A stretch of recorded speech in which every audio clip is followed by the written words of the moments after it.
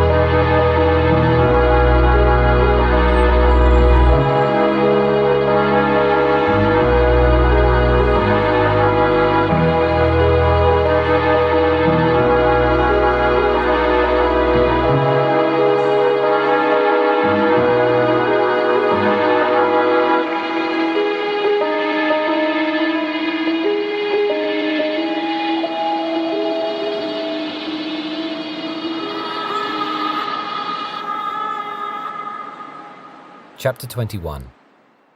The Road to Nowhere. After filling up the motorbike in the one overpriced garage that seemed to be trading on Christmas Day, Isla and Robbie sought refuge in the only indoor public places open, churches. Even though the inside of the first building was blood-congealingly cold, the combined heat of a full congregation took the edge off the chill. And, besides, Isla and Robbie were used to far worse. They had to follow the cues about when to stand, sit, and kneel from the regular churchgoers, but Robbie found himself rather enjoying the ritual of prayer, and especially relished the singing of carols along with the general sense of cheery goodwill and celebration emanating from the congregation.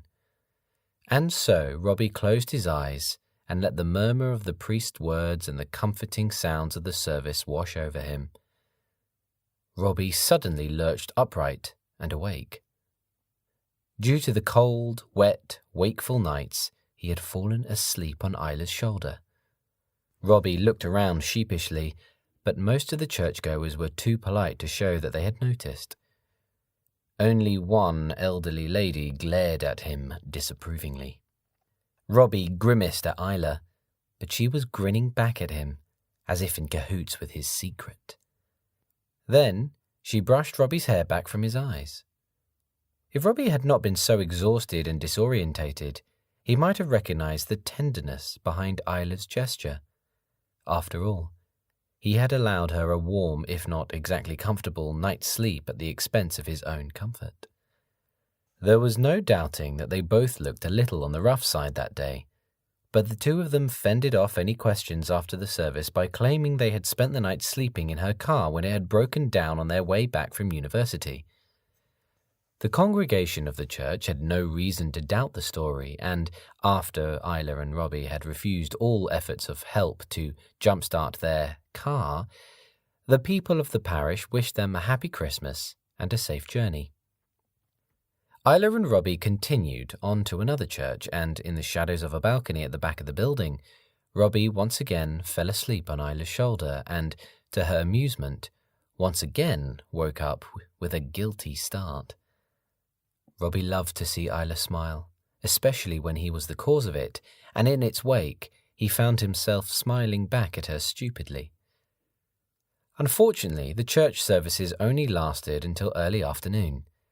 However, just off a quiet country track, they found a hay barn.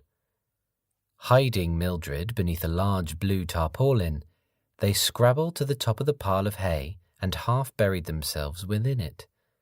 Ignoring the scratching of rats below them, They slept against each other, sharing the warmth generated by her coat and the insulation of the hay. It was the best sleep either of them had experienced since leaving the marina boats. When the two of them woke in the middle of the afternoon, they celebrated Christmas by sharing bottled water, bread, processed cheese, and a large bar of chocolate Isla had purchased at the garage when she had filled up with petrol. She had even bought toothpaste, which meant that even brushing their teeth a little while afterwards felt like a celebration. They dozed throughout the night and found that they naturally placed their arms around each other now for security or for warmth or for some other reason neither of them knew how to interpret. Only then did Robbie fully realize that, for him at least, home was not a destination but a person. Despite the weeks of physical discomfort they had endured, he was convinced that wherever Isla was, that was precisely where he wanted to be.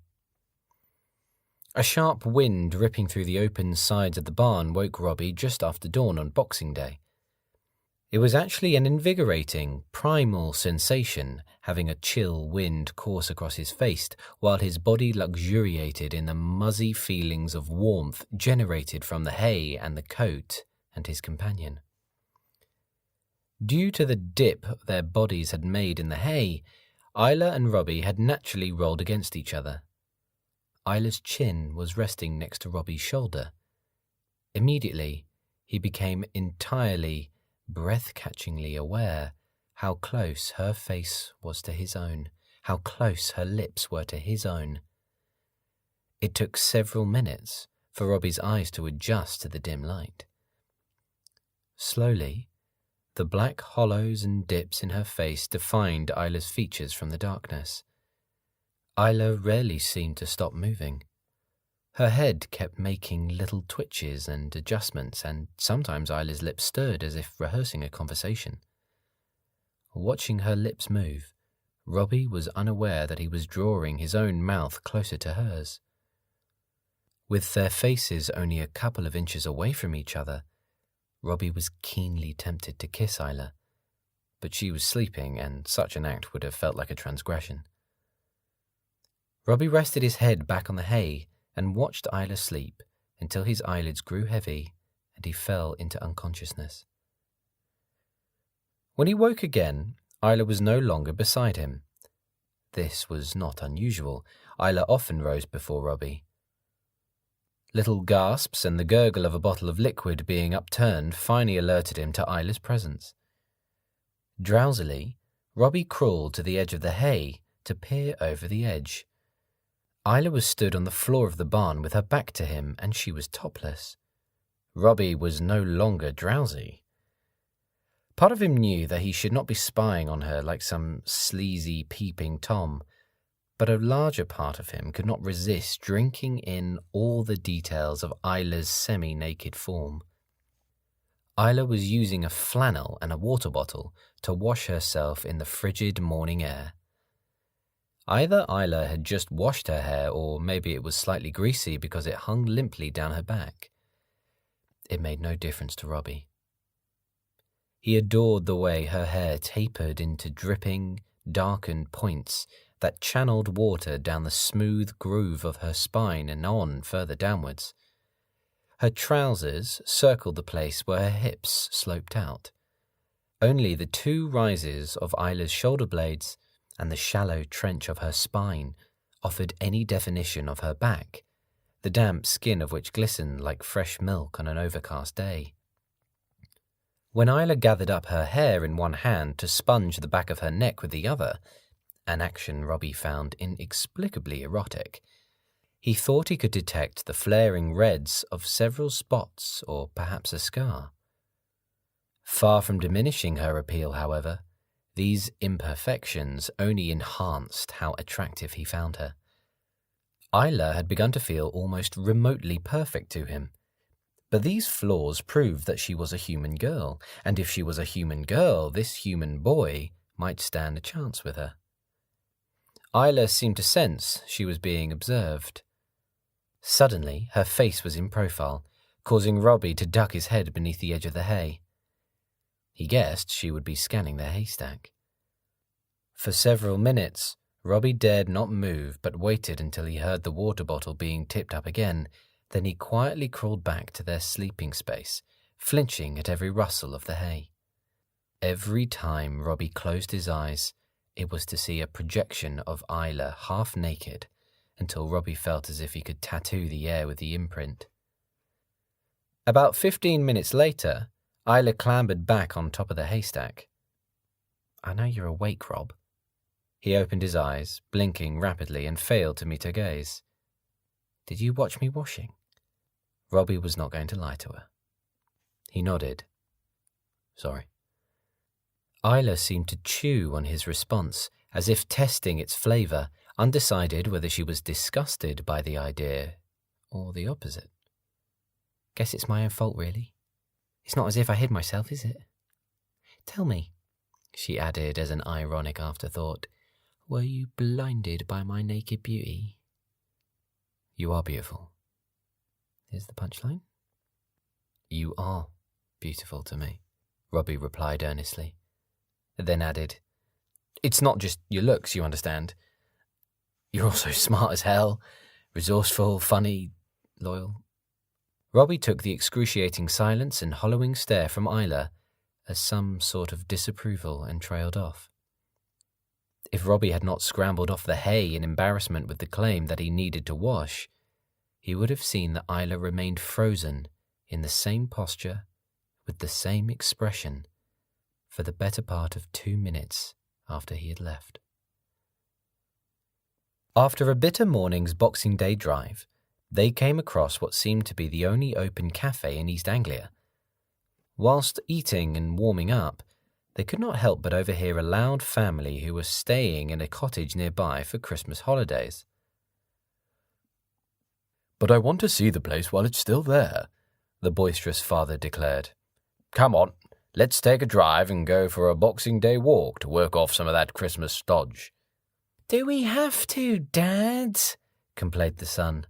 "Can't we stay in here? At least this place has got decent Wi-Fi."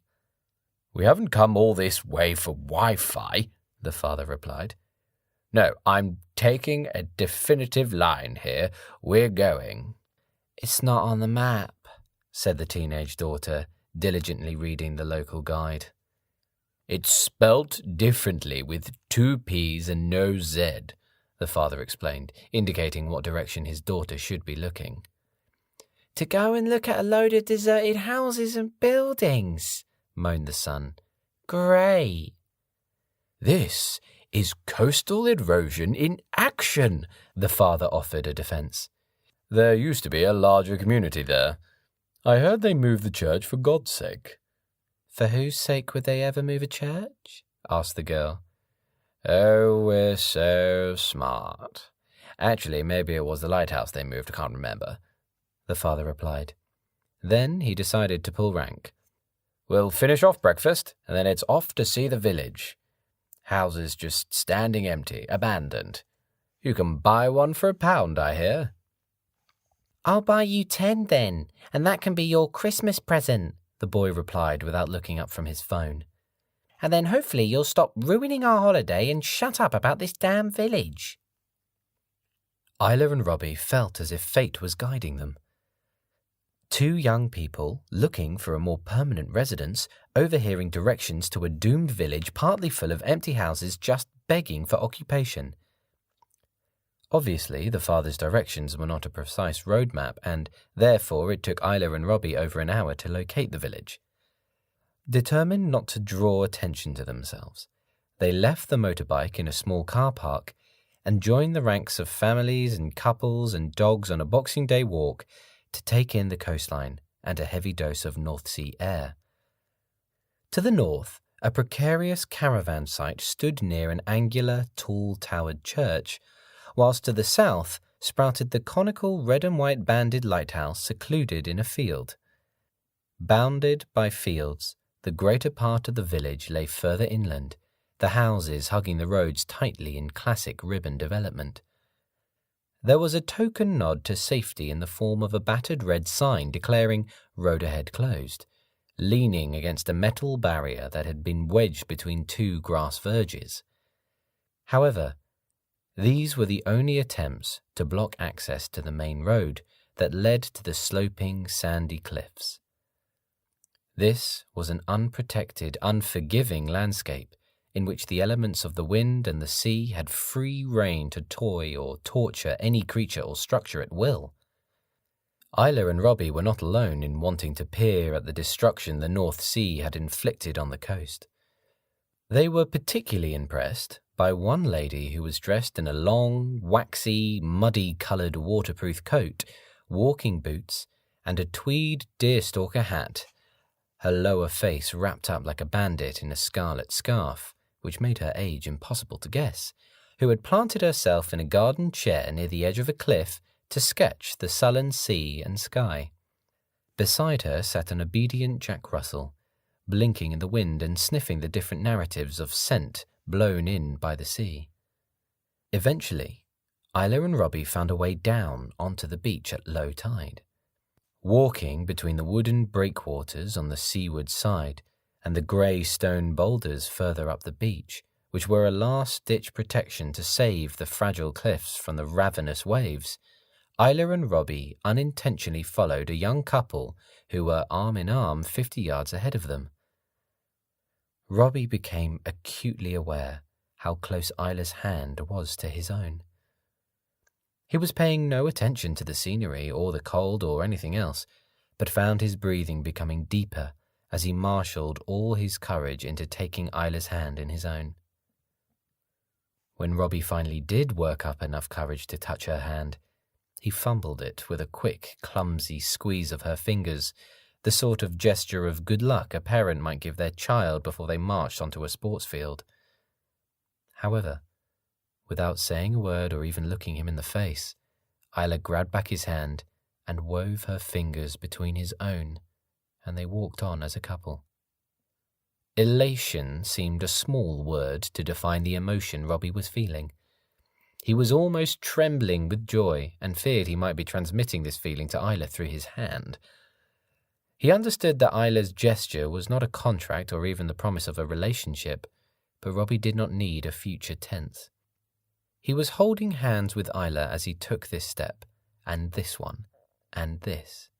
The inexpressible thrill Robbie felt as other people smiled at them, assuming they were a couple, left Robbie feeling as if he had no need of sustenance or shelter ever again.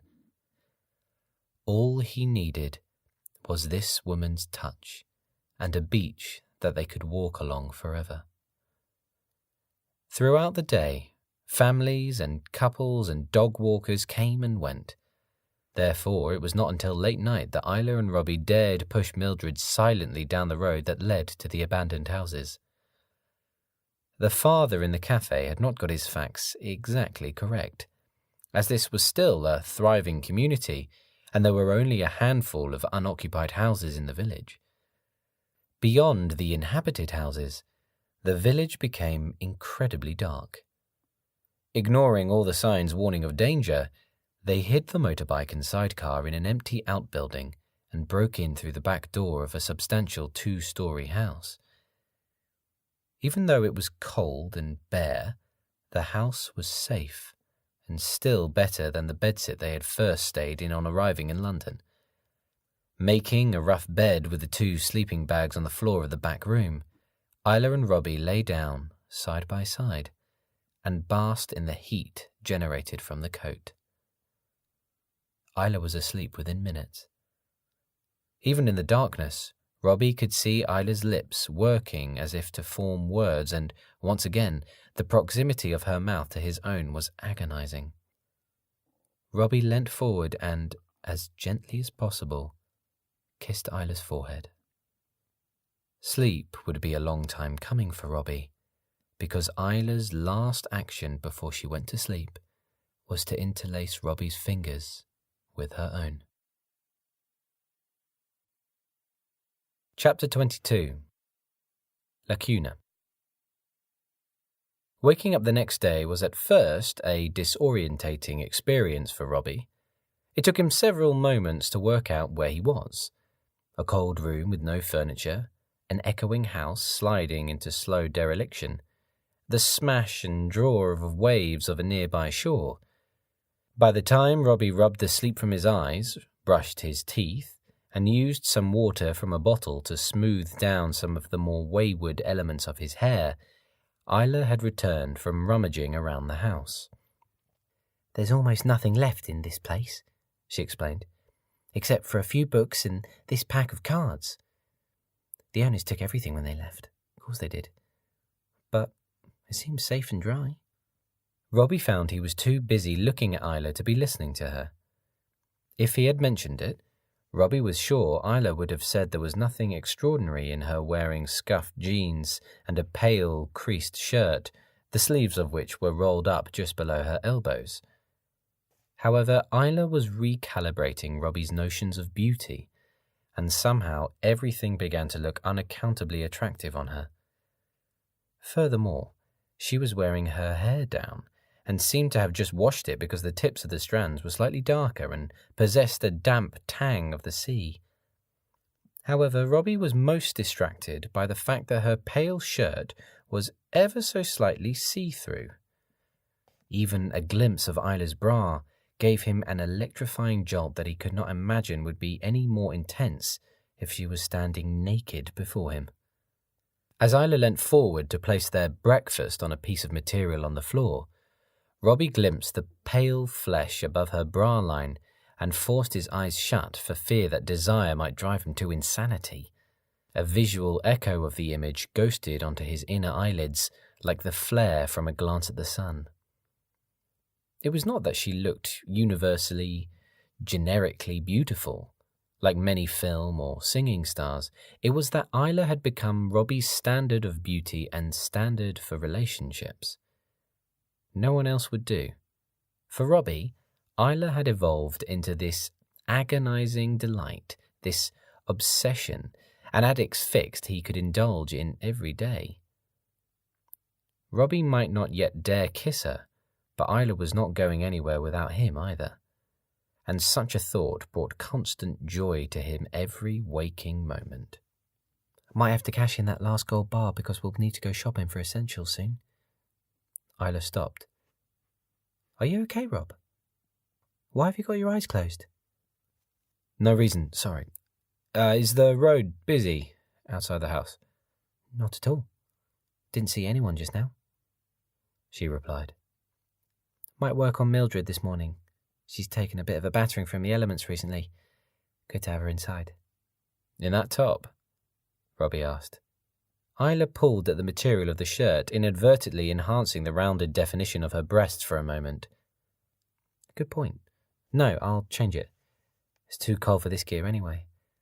It's just nice to wear something that wasn't practical." All too aware that he had not washed properly in days, Robbie veered away from getting too close to Isla in order that she did not catch his odour, which he suspected was somewhat short of alluring. Using her need to change the shirt as an excuse to leave the house, Robbie grabbed his towel and, once he had checked that no one had seen him, headed down to the beach. The last days of November were never going to be a comfortable time to take a dip in the North Sea, so Robbie felt the need to get the experience over with as quickly as possible. Stripping down to his underwear, he waded out into waist-height water, gasping with every step.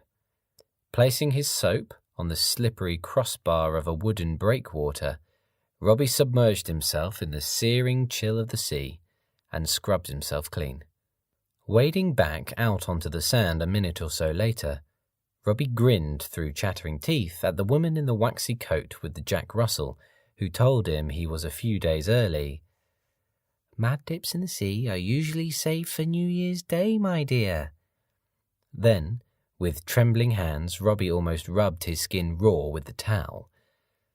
It was only as Robbie was putting on his trousers that he noticed Isla was staring down at him from the fragile cliff some 30 feet above.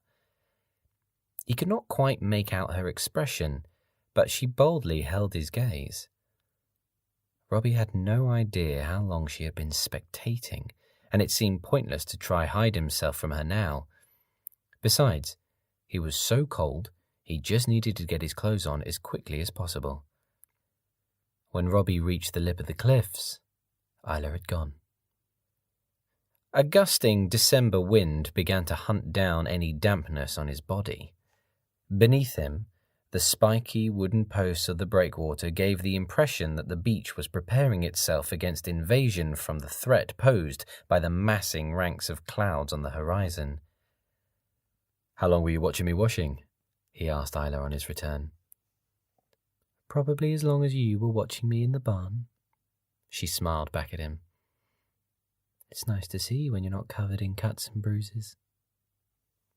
Isla went to carry out maintenance on the motorbike in the empty outbuilding a couple of houses further inland, whilst Robbie made a shopping list of all the items they had and all the items they might need. When Isla returned late morning, a rising wind had veiled her face with her own hair. Robbie informed her that they needed to buy a camping stove. He'd never particularly enjoyed tea or coffee, but the thought of a hot chocolate and a hot meal whilst reading a decent book and watching the winter weather come in off the sea from an upper window became a dream that was in his grasp. In the darkness before dawn on the following day, the pair pushed the motorbike and sidecar through the village, only starting up the engine to head towards a nearby town when they were a good distance past the last house. It was that hiatus between the celebrations of Christmas and New Year, when the reign of the old year is in its dying gasps, that there is a pause between the expectations for the one ahead. A lacuna, Robbie had once heard his mother call it. People were on the streets of the town, but few were buying anything, biding their time for the New Year sales, and most appeared to be out for a walk for the sole purpose of making inroads into the excessive calories they had consumed a few days before. Clearly, the owner of the outdoor clothing and equipment store was suffering a pause in business at that time, because he could not help Isla and Robbie enough in selling them a camping stove with 3 spare gas canisters, a set of cooking pots, a wind-up radio, and a couple of battery-powered lanterns. The rest of the day was spent nosing around a second-hand bookshop until they had amassed a healthy selection of reading material and drinking hot chocolate in a small cafe as they waited for twilight and the darkness that would allow them to return to their house on the cliffs unseen.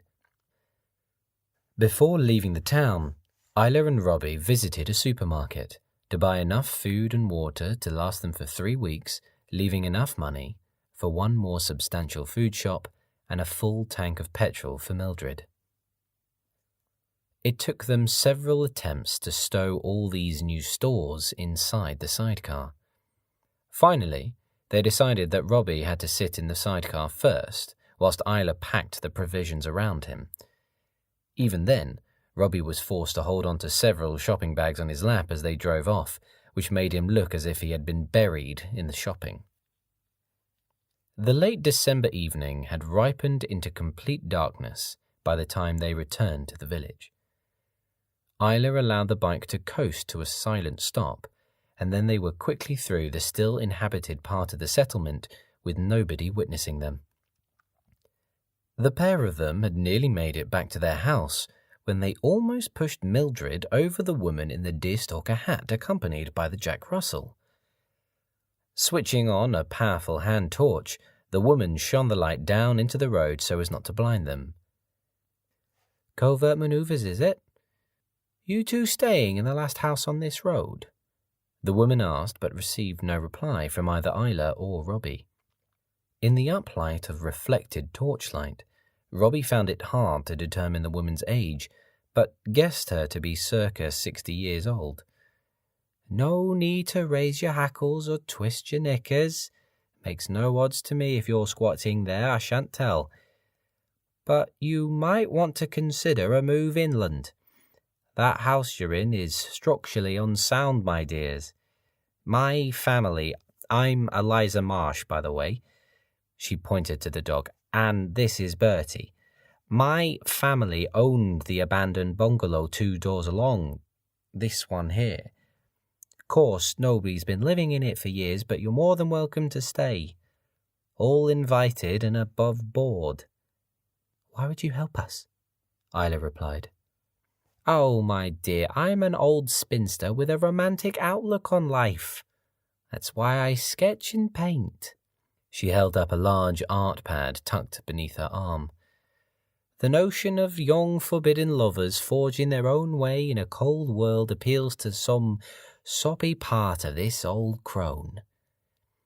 Catching an occasional glimpse of a handsome young man bathing helps sweeten the deal too. She winked at Robbie. Anyway, I know it's only a bungalow and not nearly as spacious as the house you're in, but it's considerably less precarious and you're welcome to stay.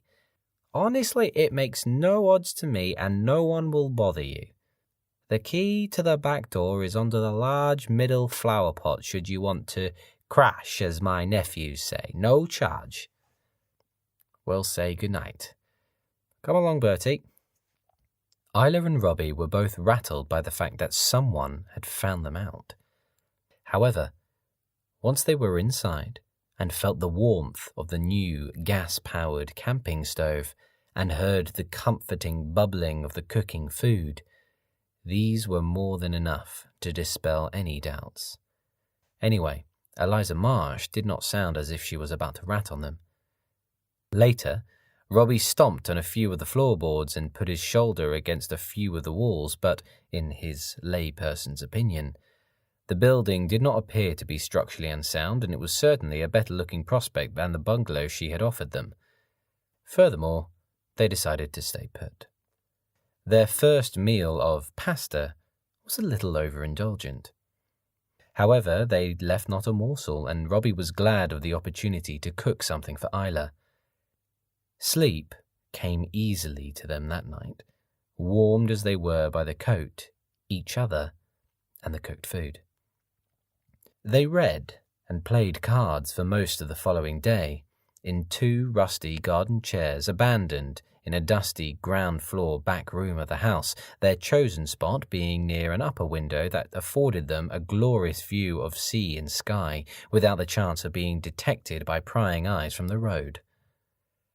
Such a strategy was almost entirely successful, except for the time they hid from view when the artist with the Jack Russell stopped in the road outside the house and used her walking stick to point further inland and then up at the threatening sky.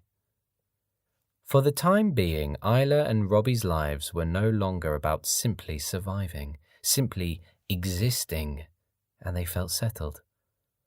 Truth be told, not having access to running water, a toilet, or bathroom facilities was something more than an inconvenience, and the house was still finger-numbing cold.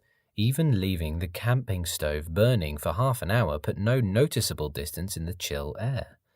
However, they both dressed in multiple layers, and frequent hot chocolates detonated like comfort bombs in their bellies, radiating warmth and something indistinguishable from happiness.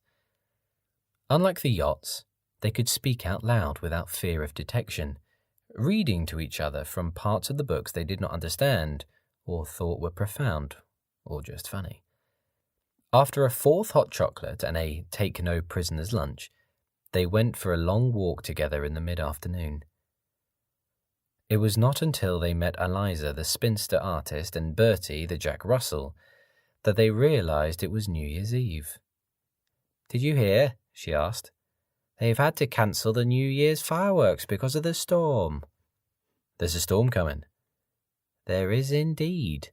You might want to reconsider my offer.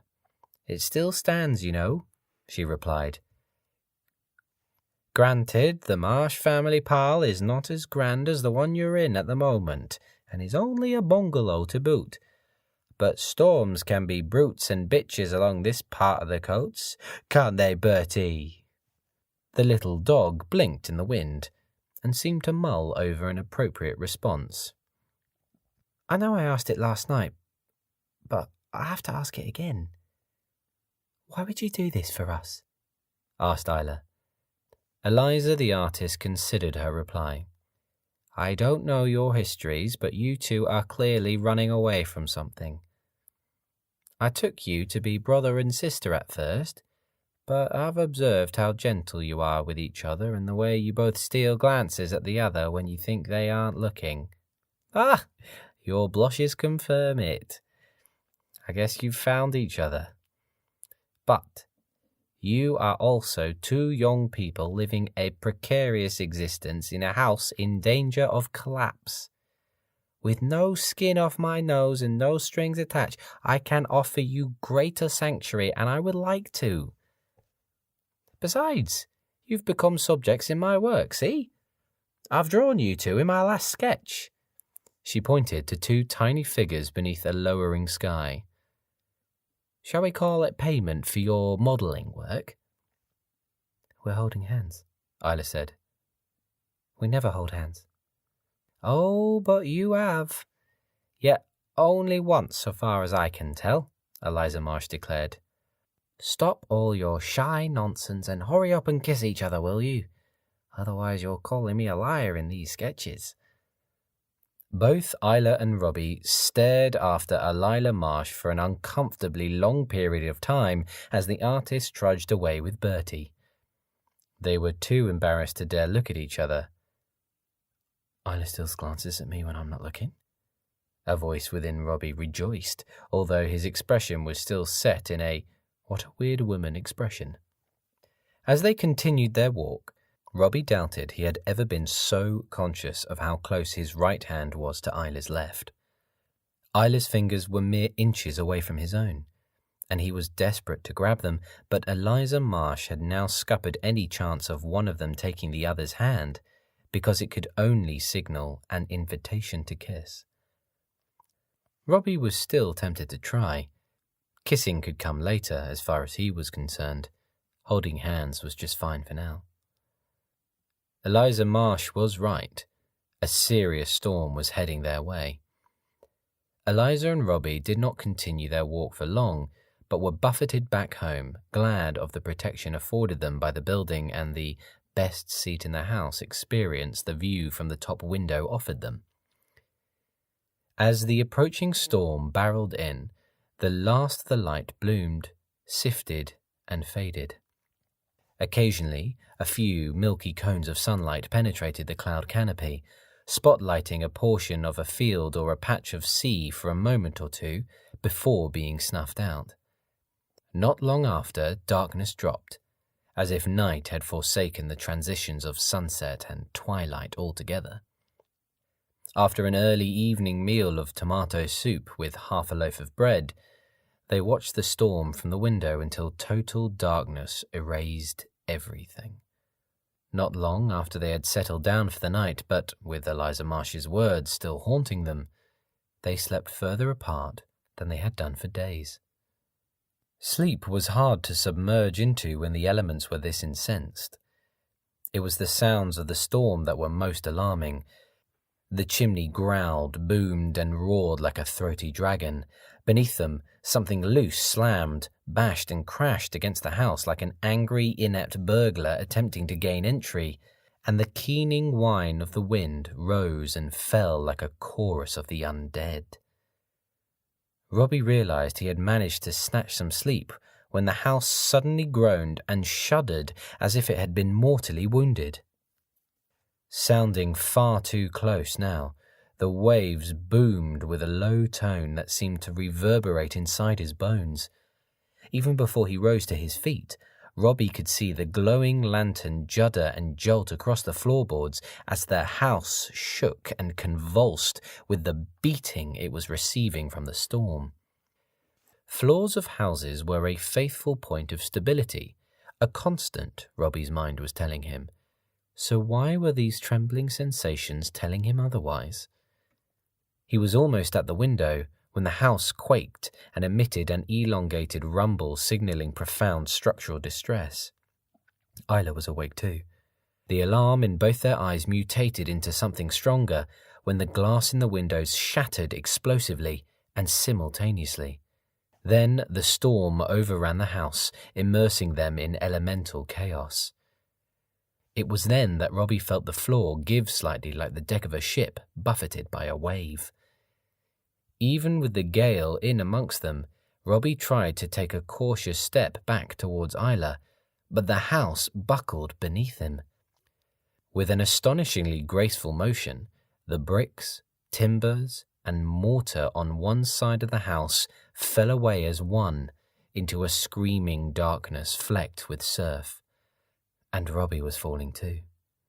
Arms flailing, his fingers found floorboards and gouged out trenches in the surface until catching on a raised, nail-spiked piece of wood. With his arm as an anchor, the rest of his body pivoted into the splintered remains of the fragmented half-floor. A micro moment before he experienced the pain, Robbie knew his torso would feel the full weight of his body countering gravity. However, instead of paralyzing agony, his body filed the impact under severe ache, survival being its priority for the moment. One hand gripping the pine floorboard, Robbie could feel his legs dangling in empty space below him, finding no resistance but the gusty wind. One hand and a single loosened floorboard was all that was holding Robbie from the mangled corpse of the building some 30 feet below him. In a single glance, Robbie knew that although he might survive the fall with broken legs, almost certainly the tumbling wreckage from the rest of the teetering house would crush him. The fingers of his other hand desperately sought a hold on the floor. Suddenly, 2 hands were guiding his own to the rough edge of a second floorboard, and then they gripped his as if they dare not let go. "No, go back. It's too dangerous," he yelled at the wide-eyed girl in front of him, but Isla's stubborn, hurt expression seemed to suggest that theirs was to be a shared fate. Beneath them, the house still shuddered under the relentless barrage of the waves. Another room caved in and was gutted with terrifying ease. And now, the remainder of the hollowed-out house began to tilt, cracks fracturing the walls. The two of them watched the camping stove and a lantern skitter past them into the pit below. Penduluming his legs from side to side, Robbie eventually managed to wedge a foot against the torn timber and hauled himself back onto the upper floor. As he took a second to gather his breath, Isla began to throw the remains of their gear into one sleeping bag, which she dangled then dropped through the gaping landward-facing window frame. Robbie could tell he was bleeding, but for the moment it was an irritation he had no time to dwell on. The stairs were gone, and the house was still listing like a scuppered ship. Isla was already on the lip of the window ledge and had placed her legs into the sleeping bag. Stupidly, Robbie thought she looked as if she was about to ride a helter-skelter at first, before his mind processed what she intended to do. Clambering up beside her, he wedged his legs into the sleeping bag beside her own, and they pushed off. Even though the material of the sleeping bag took the worst of the grating surface of the sloping wall, they still felt every crack in the render, and the slant of the house was still steep enough that they landed on the earth below with a knee-buckling, teeth-jarring thud. The storm was relentless and seemed furious to have lost a sacrifice, hounding them all the way to the Marsh family bungalow. If he had been asked, Robbie would have said that he was feeling calm and rational, but his legs refused to obey him and he lurched from side to side like a drunk turning out late from the bog digger's arms. Grabbing Robbie's hand to steady him, Isla noticed the blood from his wound, but did not let go of him. They reached the back door of the bungalow 2 doors further down and further inland with the pair of wet sleeping bags. Robbie leant against the doorframe as Isla hunted for the key beneath the large middle flower pot, and then the two of them stumbled through the kitchen and practically fell into the living room of their new accommodation. It took several minutes before either of them moved, but soon Isla was up and lighting the one remaining lantern she had managed to salvage, whilst Robbie leant against a wall and dripped blood diluted with rainwater onto the Marsh family home. Shock and delayed pain came in waves, and Robbie began to shake. Isla was soon knelt beside him, shredding the ruined sleeping bag in which they had slid down the side of the demolished house to towel some of the water from off his face, and then to wash and bandage his damaged hand. "Are you hurt elsewhere?" she asked. Robbie nodded and gestured to the side of the torso that had taken the full impact when he had swung into the ruptured floor. Then, Isla was undressing him, and he was meekly directing her how to remove his shirt whilst causing him the least possible pain. Robbie's shirt seemed to have soaked up a good deal of blood from the body wound, but even though Isla was gentle in washing the injury with fresh rainwater, he winced with each dab of the rag. Finally, she seemed satisfied with her efforts and held a strip of material against his side, waiting for the bleeding to stop. The contact was soothing. For many minutes, Robbie closed his eyelids and imagined healing warmth seeping out of Isla's hand and into his body. Tiny, insubstantial sensations that made no sense began to flutter across his chest, causing Robbie to open his eyes.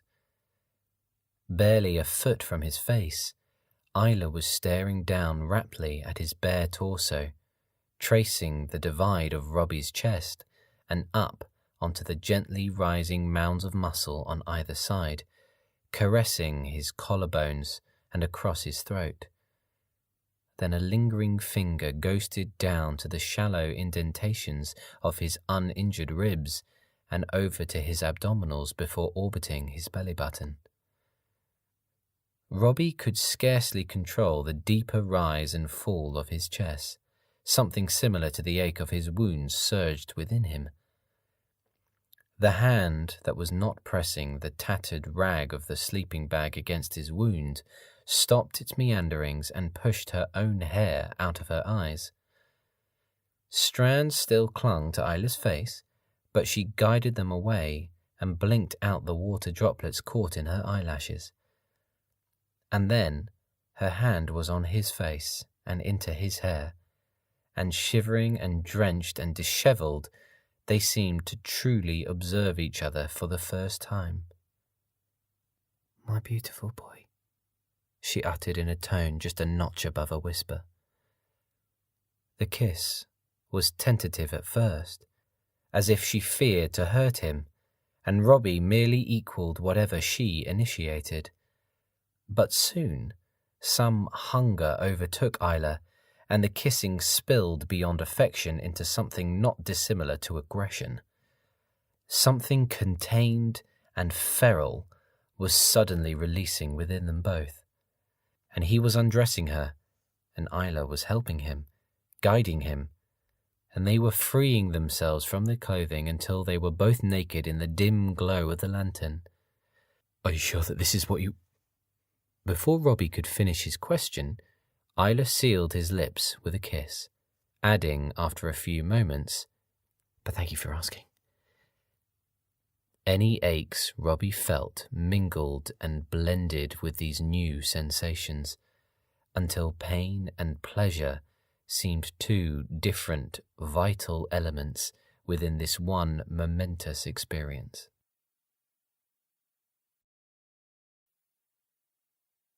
Chapter 23. Life on the Edge. Even though he had barely survived being crushed as their house had tumbled into the sea, making love to Isla dominated Robbie's thoughts the following morning. The cuts and scrapes to his ribs and fingers still ached, of course, and their breakfast was meagre, as almost all of their provisions had been lost to the collapsed house. But the pain of his wounds and his growling stomach only reminded Robbie that this was not some cruel alternative reality or dream narrative. Am I truly with, the woman Dare he use such a term? Surely that was unleashing something unsafe, something uncontrolled, something he could never unsay or unfeel. It was Isla's physical imperfections that endeared her the most to Robbie. The zigzagging ridge of spots near her hairline, the join-the-dots constellation of moles that lightly patterned her forearm, the snagged, filthy fingernails. All these flaws might have marked Isla out as some way short of truly fit by someone like a dismissive Barney Toon. To Robbie, however, They were unique identifiers on the woman for which he had fallen. Isla, his girlfriend, was not some austere vision of beauty personified. He could relate to her, connect with her, and any blemishes were like the appealing scuffs that made a pair of jeans his favorite. If other boys could not see beyond the surface, then good. Isla would be more likely to stay with him than choose those other superficial idiots. Although sex was astonishing, Robbie had underestimated the potency of kissing. A kiss was never just kissing. Each kiss was its own act of communication and negotiation, translating and transmitting tenderness, lust, affection, adoration, a promise to be delivered later, a deceleration, a playful tease, a question mark, a full stop, something approaching. But no, Robbie would not allow himself to be drawn into the gravity of such an emotion. Not long after dawn, a little while after Isla and Robbie had dressed in the spare clothes that were not drenched and had devoured the last of the food, there was frantic knocking on the back door. Almost immediately, Eliza Marsh flustered in, anxiety draining from her face the moment she spotted them. "Oh, thank the gods, she exclaimed, relief exhaled with every syllable. Even Bertie seemed pleased to see them, wagging his tail and trotting around the floor, vacuuming up the crumbs left by their paltry breakfast. "We saw what's left of the house you were in and naturally thought the worst. Thank the gods you did the sensible thing and moved out. I suggest you grab your things and shove off to my house for a day or two. A house falling into the sea is still an event around here, and they'll have engineers and surveyors wanting to check on the structural integrity of the other buildings, including this one. Best you're not here when they come calling, or there'll be questions. Don't worry, your motorbike will be quite safe. Is this all your gear?" "We have more, but not anymore," Isla replied. Eliza Marsh showed she understood what had happened, and how lucky they had been, with raised eyebrows and a nod. "Let's be off then. Grab whatever you can, and I'll cook you breakfast. Come along now, Bertie." The only thing Isla and Robbie desired was to have remained in their own company with their own pursuits, but they saw the wisdom in what Eliza Marsh was telling them.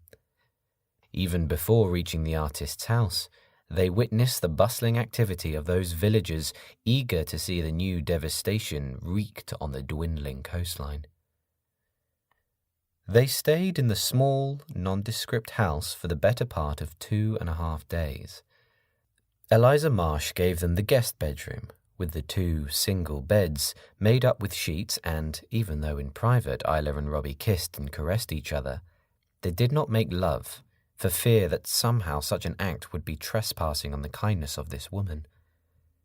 In less than an hour, they both agreed that central heating was the most glorious creation ever invented, but there were other ways to generate warmth denied to them for the moment.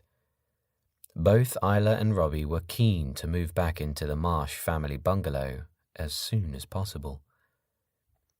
"Eliza, this might seem rude, seeing as you've done so much for us, and we are so grateful," Isla began sheepishly. "But we lost most of our provisions to the storm. If we gave you the money, if it was all right with you, and we wouldn't be offended if you said no, but if we could give you the money and a list, would you mind?" "Doing a shop for you?" "Course not, dear. I was going to set off for my weekly plunder today anyway." Eliza scanned the list whilst Isla and Robbie winced in front of her. The artist merely raised an eyebrow when she came to the item. "Ah, condoms, is it? I see we've moved right on past the kissing stage then. Well, that should put the cat amongst the buggers. A 63-year-old spinster buying contraceptives. My, but the gossip mongers will be in full song by the end of the day. Antonia Drabble is fair going to explode in joy and intrigue. You can shove the 2 beds in the spare room together if you'd rather. I sleep like a corpse, so I won't hear any of your shenanigans. Both Isla and Robbie shook their bowed heads, their blushes suggesting they were some way beyond mortified. The moment Isla's car had disappeared up the road, they did kiss and more. However, the more became a considerable less when, independently of each other, they could sense the pair of eyes watching them. Bertie's quizzical stare was just too disconcerting. Even when they thought they had shaken off the Jack Russell and were certain the animal was dozing in his basket, the moment Isla and Robbie made contact with each other would be the moment before they detected the little dog's relentless, watchful, silent presence in the corner of their eyes. Somehow they would feel self-conscious and shameful until they were half convinced that Bertie was a witch's familiar and Eliza's eyes by proxy. "I can't do this here. I can't do anything that feels like overstepping a friend's hospitality any more than we have, Robbie," explained Isla. "And Eliza has been a friend to us." "And I can't do anything with that damned dog watching us," Robbie replied. "What does he want from us? Is he taking notes?"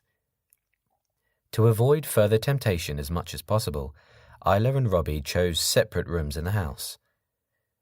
There they tried to study the various pictures propped up around the walls and utterly failed to prevent themselves dwelling on what else they could be doing with this time alone. Only exhaustion from the events of the previous night offered any solution, and they slept for hours. When they woke, it was as they feared with Eliza's shopping. She had bought more for them than their budget had allowed, but would hear nothing about accepting any more payment. Not only had she purchased another camping stove and lantern, but she had also required a small gas-powered space heater for the bungalow, along with 2 full canisters of fuel. "It's my family home, and I shall equip it as I see fit," Eliza replied defensively to Isla's "you really shouldn't have" glare. "Your condoms have condemned my reputation, you know." Isla's glare instantly shattered into something less sure of itself. "When the chemist gave me an inquiring look, I was proud of myself for this. I told him that I thought this new year was going to be my lucky year." He was quite nonplussed, you know. Eliza laughed. God, I wouldn't know how to even start sketching his expression. The following night, after long hugs with both Eliza and Bertie, Isla and Robbie returned to the bungalow on the doomed road. They waited long enough to fire up the space heater, and, in its low glow, they rapidly removed each other's clothes to make love on blankets on the floor, as if they had been exiled from each other for a decade. And for several weeks, their lives fell into an idyllic routine. Thanks to Isla, they had enough food and supplies to keep them sustained for a month and a half. Every other day, they would walk down to her house for a shower and to wash clothes, although invariably the artist would make them something hot to eat and they would luxuriate by the radiators and dream of possessing their own. Life back in the bungalow was considerably more comfortable, however, and as long as they positioned themselves near the space heater, the cold was kept at bay. In return for Isla's generosity and hospitality, every afternoon, as the last of the thin winter light faded in the west, the artist would trudge in from the beach for a cup of tea. Bertie lapped up a milky brew from a saucer, and a natter. At these times, she would show them her work in progress. There was always this one composition Eliza Marsh was working and reworking, depicting Isla and Robbie facing the elements. Eliza always demanded their judgment upon it, and the pair of them would offer honest comments about the image and secretly regret that they did not have enough money to buy the painting in gratitude for what this woman had done for them. Alone for the rest of the day, they would read or walk or cook, or Isla would tinker on Mildred, or they would doze, or pretty much the opposite of doze. And it was during this time that Robbie learned that Isla, dressed only in his shirt and her knickers, was the most erotic sight he could ever imagine experiencing. In fact, Robbie wondered if all women wielded underwear in the same way Isla quickly learned to do. Sometimes teasing, sometimes promising, sometimes inviting, sometimes teasing, sometimes promising, sometimes inviting, sometimes denying. Robbie was becoming fluent in a tongue he never knew existed. And, poor as he was, Robbie counted himself the luckiest man alive. The only way he could become closer to Isla, he pondered, was if he grafted himself onto her. "It's not the most romantic place, is it?" Robbie complained one day as he stared up at the cobwebs and cracked plaster. "Oh, I don't know," Isla replied, tracing the muscles of his chest and arm with a lazy finger. "Living out our relationship in a doomed place on the edge of the world? Is there anything more romantic?" With most of January and a good helping of February lived in cold contentment, they understood that the money had come to an end and that they would have to cash in the remaining gold bar. It was the first time in weeks they had set out for the nearest town. By imperceptible small increments, the days were becoming longer and, therefore, they were barely out of the village in the motorbike and sidecar when dawn rose, causing the clouds to glint as if they were about to rain rubies and amethysts. On reaching town, Robbie kissed Isla's lips and then nuzzled her head, loving the mussed-up look it gave her style after wearing the crash helmet, and then they parted. He was tasked with acquiring a new rucksack, their own having been lost to the storm, and then he wandered into a second-hand bookshop for more reading material. Meanwhile, Isla visited an internet cafe to search for the best place to exchange gold locally. When they met up an hour later, Isla had news. "Dress Sense Dave emailed me. Asked what happened and where I went. Says he has £300 of wages waiting for me, and he's got my bag of tools too. He says I can collect the money and tools whenever I want, and that the job's still mine. Even considering offering me a raise just in case some other garages poach me. Thoughts?" Robbie adored the way she was looking at him so intently. They were a partnership, and beyond desiring him, she wanted his advice. "We can't trust him, Isla." "It seemed innocent enough. Sounded like the sort of thing Dave might say. And I do want my tools back. They're about the only thing the old man did give me." Slightly deeper than most women's, Robbie found Isla's voice enthralling and had begun to attribute qualities like experience and enticements to it, even when he knew that none probably existed. However, he would resist being swayed by her stare and her voice over this point. "We can't trust him." "Rob, is there a chance you're blowing this out of proportion?" she asked, and then held up a hand as a gesture for him to let her finish. "I'm not saying us disappearing from London wasn't the right call when it happened last year. But months have passed. Hell, it was last year, Rob. This John Parry mixes with proper criminals, proper psychos, proper scary people. Isn't there a chance that Parry is less bothered by a bungled mugging and is less concerned with going after a foolish young chancer than you are? The guy probably has bigger fish to fry." Robbie was silent. Isla had just spoken aloud the same nagging doubts that had beset him almost as soon as they had left London. "If we cash in that gold bar, we might just make it through winter back at the bungalow, maybe longer. But 300 quid, Rob. 300 and the gold puts us at the other end of spring. And who knows what might happen then?" Rob chewed his bottom lip. "How many young female mechanics do you think there are in London?" he asked. "I don't know. There might be hundreds." Rob was not convinced. "Did you find a place to cash in the gold?" "Not around here, not without being asked some serious questions. There was a news article about some bloke who had his own dodgy currency exchange scam who's just finished serving his time. But his nickname's Iffy John. I'm not tempted," Isla replied. "However, one trip to London. You cash in the gold, I collect my wages and tools. We're out of there and back here and—" Isla self-consciously lowered her head and peered up at him with a mere suggestion of a smile. "Up to no good?"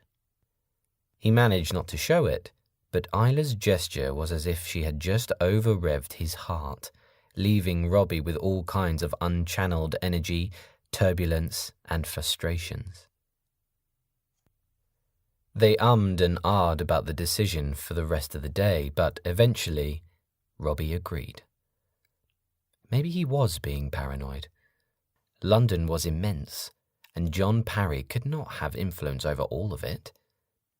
It was possible that John Parry saw him as nothing more than a young thug on the make, who bit off more than he could chew. The more Robbie tried to see it from Parry's point of view, the more unlikely it seemed that this gangster would even go to the effort of still seeking him. There was no profit in it, and Robbie had had the good grace to flee for his life. Besides, Robbie's hair was longer and he would only be in London for little more than an hour. Robbie doubted if MI5 could marshal the forces to locate and capture him in a single hour, let alone John Parry. The one compromise that Robbie did insist upon, and to which Isla reluctantly agreed, was that they did not take the motorbike. Mildred was too obviously linked to them.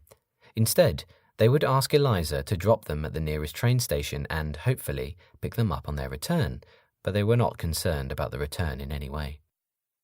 Robbie still had his doubts about the whole enterprise, but was determined to enjoy the day with Isla, especially as she was so upbeat and confident about the extra money they would have coming in. They bought fish and chips in town and talked about making Isla an offer on the painting she had produced of them, although they knew it would be an insultingly small sum.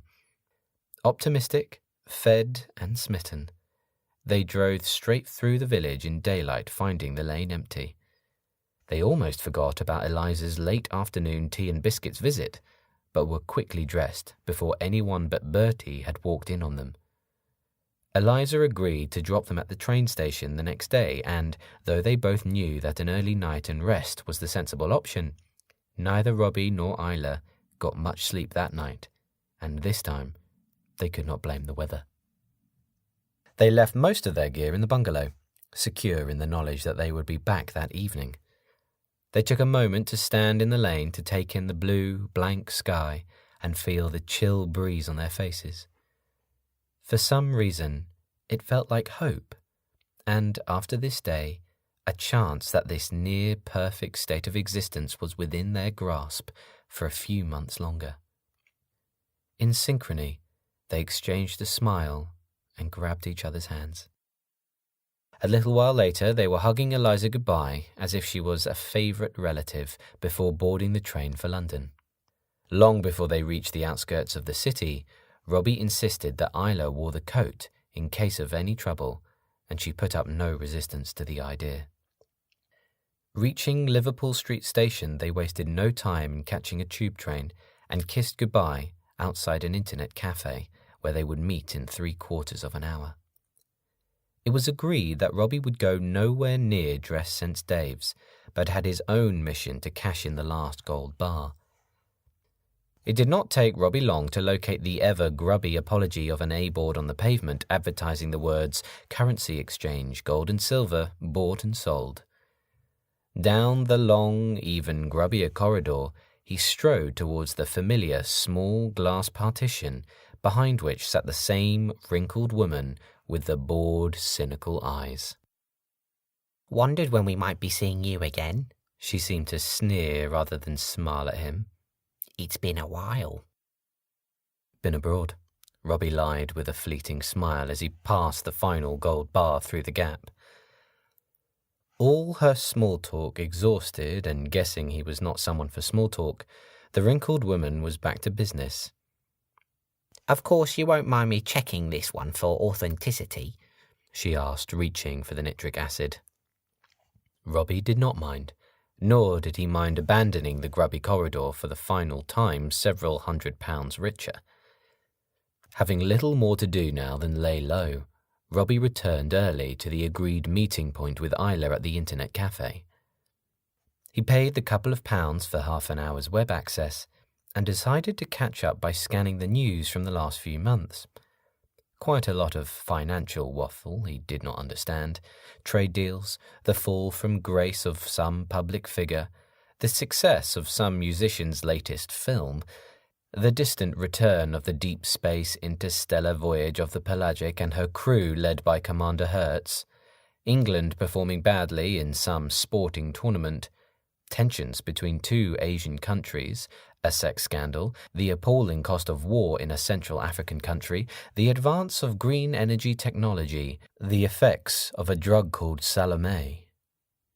It meant nothing to Robbie initially, but the Salome reference kept reoccurring until he finally stumbled upon the headline, "Drug Supply Takes a Dive with the Capture of Salome Sub." The submarine reference, combined with the mention of drugs, was enough for Robbie to recall the events on the mountain plateau in front of the decaying basilica of Elena Dathina. United States drug enforcement agencies are claiming a victory against the war on the new narcotic called Salome last night with the interception of a single-man submarine off the Baja Peninsula, California.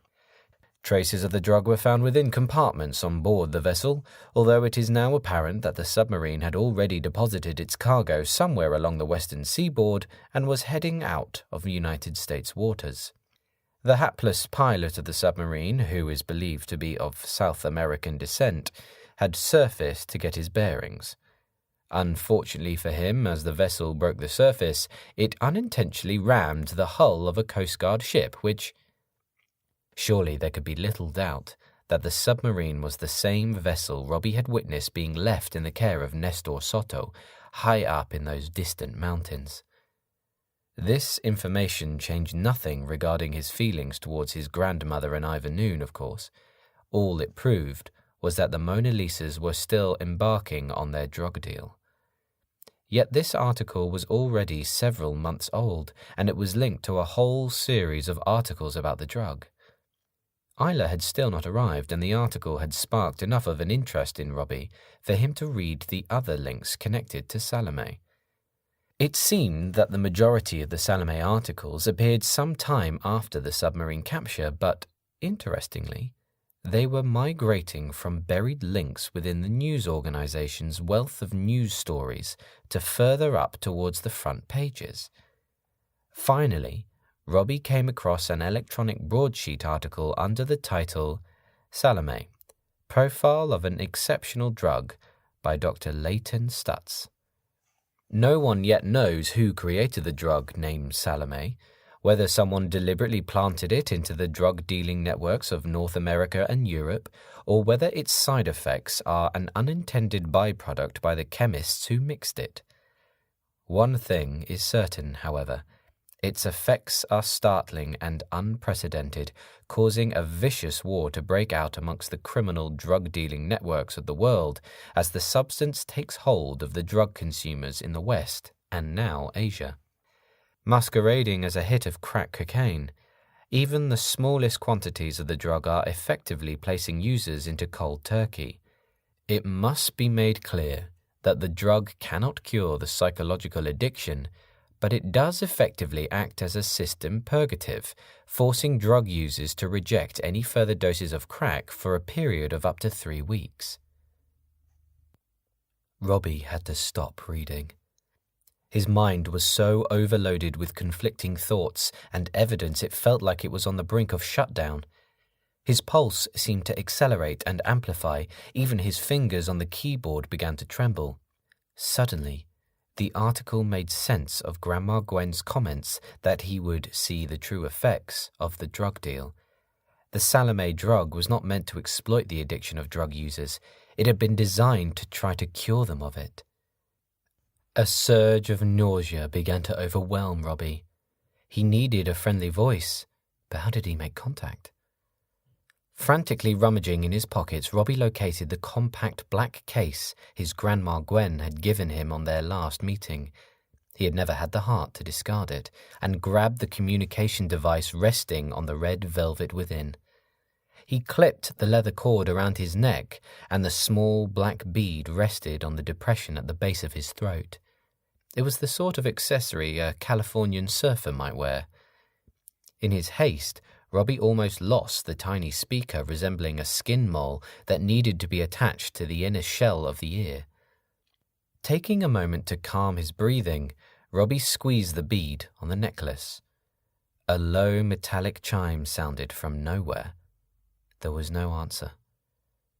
Robbie counted 50 of his own heartbeats before pressing the bead again, causing the metallic note to sound once more. "Rob?" Ivor Noon's voice was so clear that for a moment Robbie looked behind him, believing his grandmother's bodyguard had entered the cafe and spoken directly in his ear. "Rob?" Ivor asked again. "Everything all right, Rob? Can you hear me?" "Ivor, it's so good to hear you. I've just read about the Salome drug and I understand now because I didn't see it before. I mean, how could I? And you still killed that man, you can't deny that. But I see that you were all helping. The Mona Lisas and their people were all trying to help. At least I think you were." Rob, slow down," Ivor instructed. "You're rambling and making no sense. Are you all right? Where are you?" "I'm contacting you and Grandma to say I'm sorry," Robbie explained. "It's great to hear from you, Rob, but you never had to apologize. Here's your grandmother." "Where are you, sweetie?" Again, Grandma Gwen's voice cut in so clearly that it did not feel like a transmission at all, but his grandmother stood beside him. "Are you in trouble?" "No, I'm fine, Grandma," Robbie replied. "I've just explained to Ivor that I've only found out about this Salome drug thing just now and I wanted to say sorry." "It's so wonderful to hear your voice again, sweetie." Robbie was amazed at how easily he had become accustomed to speaking to a crystal-clear disembodied voice being transmitted without any noticeable hardware or loss of mind. "We've been so worried about you, especially after your exploits in London. You were wise to flee the city after what you did to John Parry. You need to stay away from London now, Rob, because even after all these weeks, John Parry has his people looking everywhere for you. Consider London a no-go.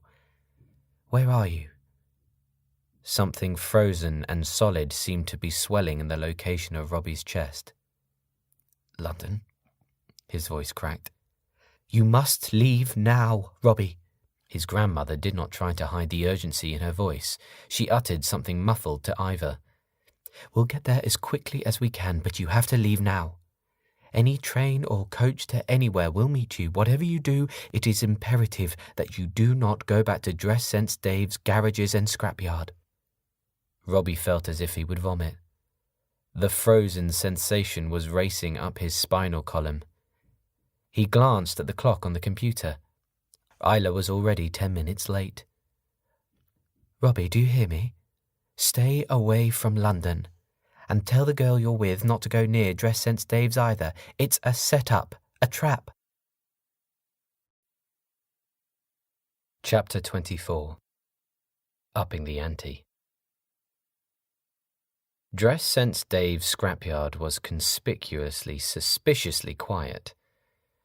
There were no sounds of machinery being operated, no call and response shouts or whistles from men working within its walls, no crash and smash of metal grinding against metal.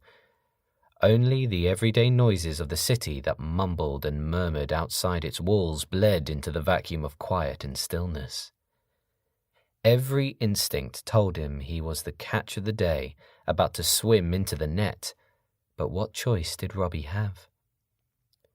For many minutes, Robbie had hid in the shadows on the other side of the street from the junkyard, but he witnessed no one coming or going. The scrapyard and garage appeared open for business, but no business was coming its way. The small door set within the larger metal door was uncharacteristically left open, which meant Robbie could see all the way through to the two-tone caravan Isla and he had lived in for a short while at the end of last year. However, there was no movement, no sign of any humanity at all. John Parry did not have to pretend this was anything but a trap. The bait was enough to lure in Robbie. Deciding that there was little point in hiding, Robbie had jogged across the road and dashed through the scrapyard door without even attempting anything like concealment.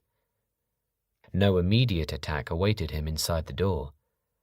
The scrapyard appeared lifeless. As Robbie advanced into the scrapyard, the teetering canyons of vehicles loomed over him, just inviting ambushes and hiding places.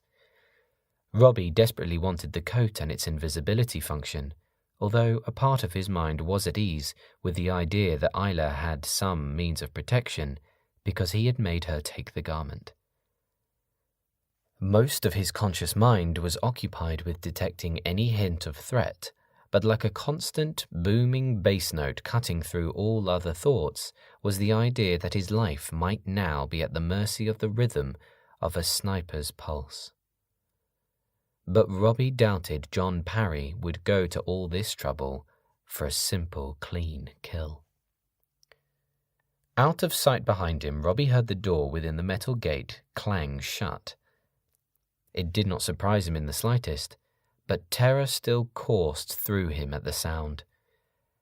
The reverberation of the door closing seemed to resonate over and over again in his head, finally dying out to be replaced by a high-pitched whine in his ears.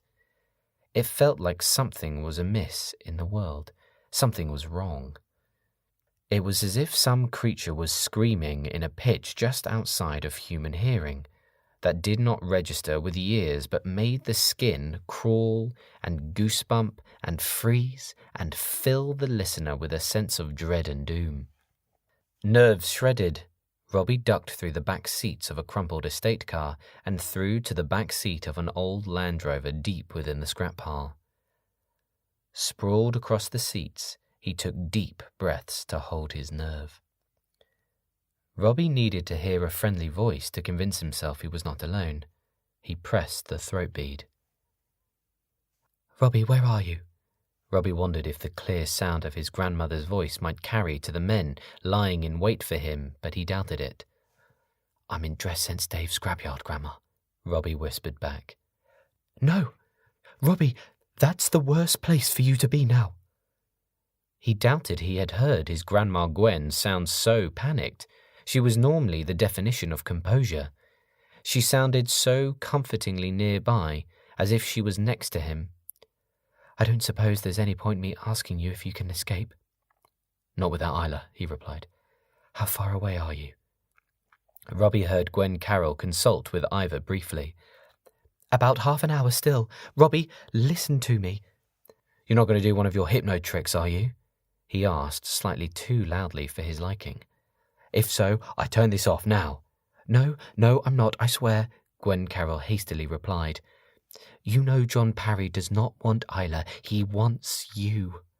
I doubt he'll harm her. If you can wait half an hour for us to get there—" "You doubt he'll harm her," he repeated back at her.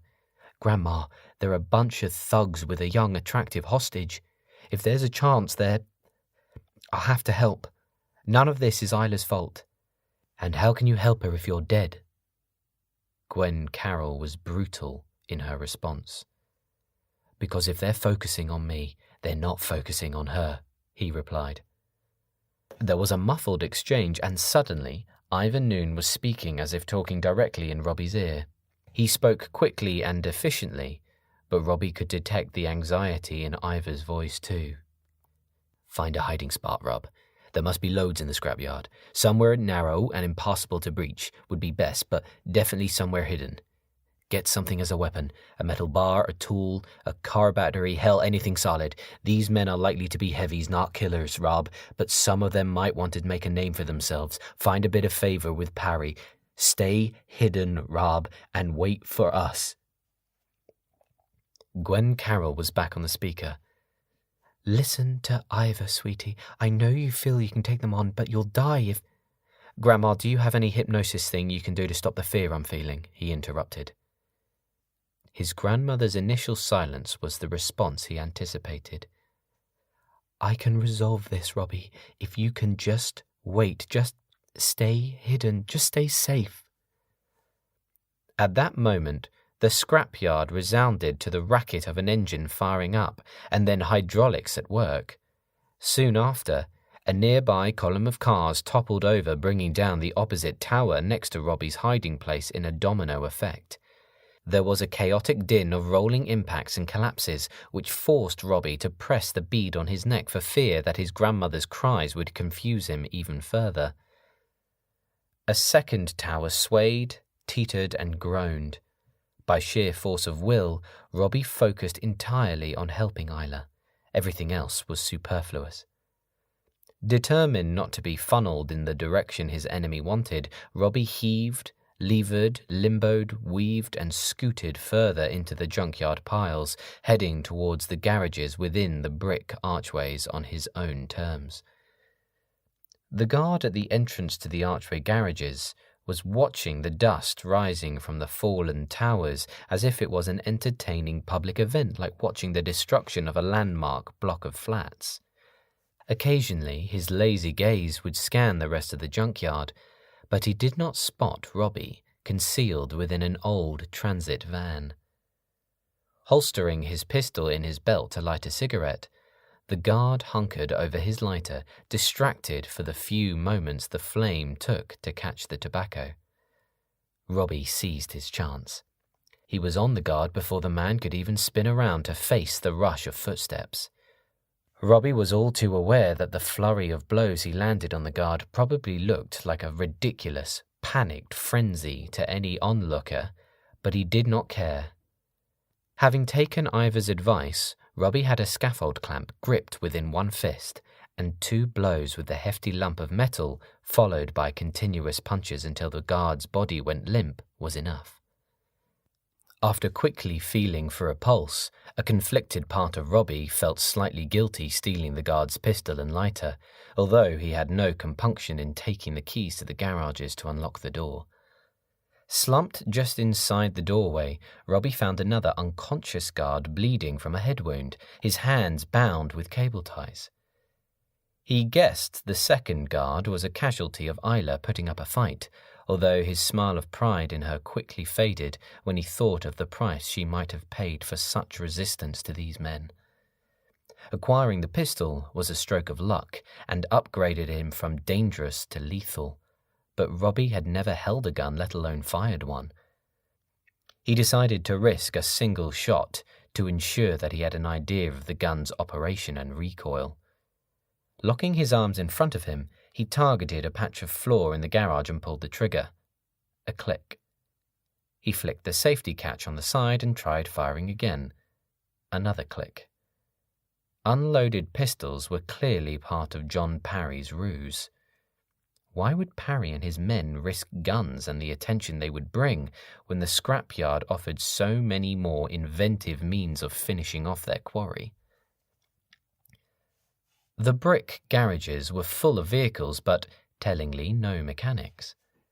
They had become dim, echoing, shadowy places where every object looked like an assailant lurking in the dark. Somewhere distantly, an engine chuntered away, but otherwise the place was as quiet as a graveyard. Robbie moved from low archway to low archway, yet found nothing but dirty cups, greasy tools, and questionable calendars. Finally, in a dim garage in which an old Mercedes was exposing her undercarriage as she levitated 5 feet above the floor by means of a hydraulic lift, Robbie located Isla's bag of tools beneath a workbench, but there was no Isla. When the attack came, Robbie heard it a second too late. He blindly tried to dodge out of the way, but before he was aware of what was happening, he was lying on the grimy floor of the garage, clutching the back of his head. His eyesight seemed to fragment. He could do little more than rock back and forward, grimacing in pain and disorientation. In the few moments after his vision returned, Robbie managed to make out an image of a leering, unshaven man stood over him. The man was deliberately waiting for Robbie to look up so he could witness the fate that awaited him, a metal rod about to be smashed into his face. Raising the rod above his head with leisurely sadism, the unshaven man was about to bring it down when his facial features seemed to collapse. He dropped to his knees and the weapon clanged onto the floor. From out of nowhere there came a blur of movement as a hefty old wrench rained down another blow on the man's undefended head. The unshaven man crumpled to the floor. Still dazed and disorientated with his head throbbing in pain, Robbie could not make sense of who or what had saved him until Isla materialized out of nowhere. "You came for me." Isla hugged him and then gently cradled Robbie's head. "Hang on, I'll get you some painkillers. We'll need you in top condition, boy. We're in a seriously bad place, Rob." When Isla returned, Robbie necked the pills and prayed they would work quickly. "Are you all right? Have they hurt you?" "No, Rob, I'm fine," Isla replied, ever so gently touching his forehead to brush his hair back. "They just trapped me in here in the garages and yelled through the wall that they were waiting for you. I don't think they expected me to have the coat, because I managed to take out the guard by the door with my dad's old wrench, but he didn't have the keys to unlock the door, so I couldn't get out." Isla checked on the breathing of the unshaven man and then bound his hands with cable ties. "That's 2 men I've taken out now. I think you may be a bad influence on me, Mr. Robbie Ash." Even smiling hurt, but adrenaline seemed to be keeping the worst of Robbie's pain at bay. "You have to remain invisible and hide." "Might the code hide both of us?" she asked. "If we crouched down really low in a dark corner and waited until they made a mistake?" They attempted to hide themselves, but it was a dismal failure. Too much of them was left exposed. Robbie dismissed the idea. "No, you wear it." "They're not after me, they're after you," Isla replied. "But now they know I'm here. They'll hurt you, and I won't have them hurt you." Isla kissed him. "Are there any back routes out of this place?" asked Robbie. "None, but I do have a couple of surprises for them. I wasn't going to passively wait to get rescued. Any ideas for a plan?" "We have help coming, but I doubt it'll get here in time," Robbie explained. "I have the keys to the other door.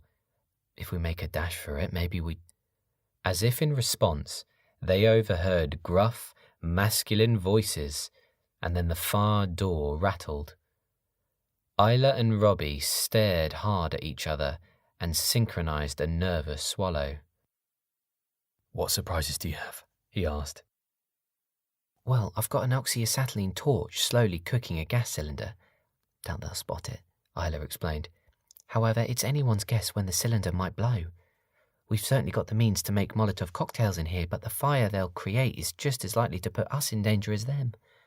She kissed him passionately. "You came for me, Rob. You didn't abandon me." "I'd never abandon you. I'm lost without you," he replied, and his response earned him another kiss.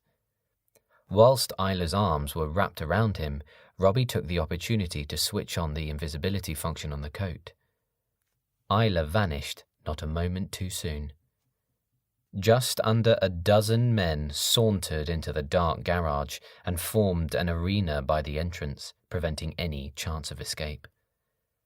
Half of the men looked to be solid, somewhat overweight, shaven-headed clones in their late Middle Ages. The other half were an assortment of young thugs of all shapes and sizes. All the men had uniformly pitiless dead eyes. Robbie could imagine that they would wear the same expression whether they were watching sport or torture. The men were in no hurry. One of the younger ones was setting up a camera on a tripod, whilst another set up a couple of severely bright PAR can lights.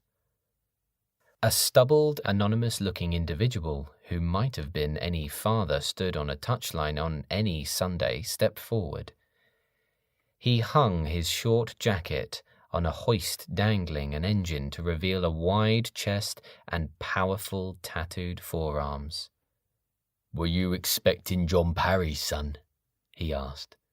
"Nah, sorry. Governor don't do personal appearances, hence the camera. Course you and John have already met, ain't ya? Got history, which is why we're all here.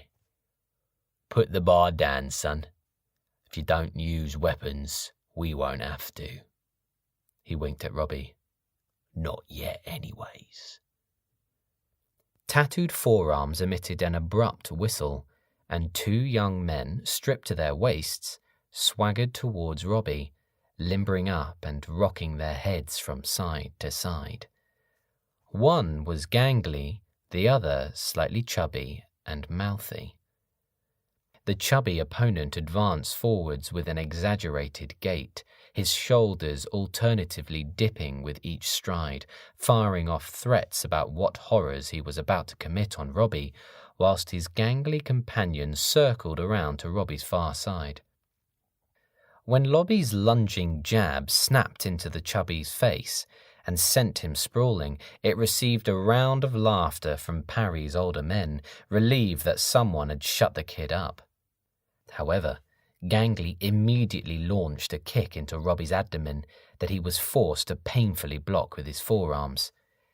Gangly's legs were so long that Robbie's counterpunch found nothing but empty space. Chubby rose to his feet, all snarling and curses, but the charge he made was so obvious that Robbie used the young man's own momentum to combine with the force of his own punch to send the Chubby crashing to the floor for a second time. However, his gangly opponent lost no time in delivering a martial arts kick to Robbie's back, along with two punches to the lower torso. The pain surged through Robbie's spine. He decided that the gangly one of the two was the more dangerous opponent and focused on him, leaving himself dangerously exposed to Chubby's fury. Correctly anticipating a third kick from Gangly, Robbie caught it and looped his arm around the leg. He tried to bob and dip his body, but Robbie was effectively defenseless from the clobbering his back was receiving from Chubby. Driving forward, Robbie forced Gangly to hop backwards into the Mercedes on the hydraulic lift. He then wrenched his gangly opponent's leg at an awkward angle against one of the hydraulic lift posts and leant his weight against it.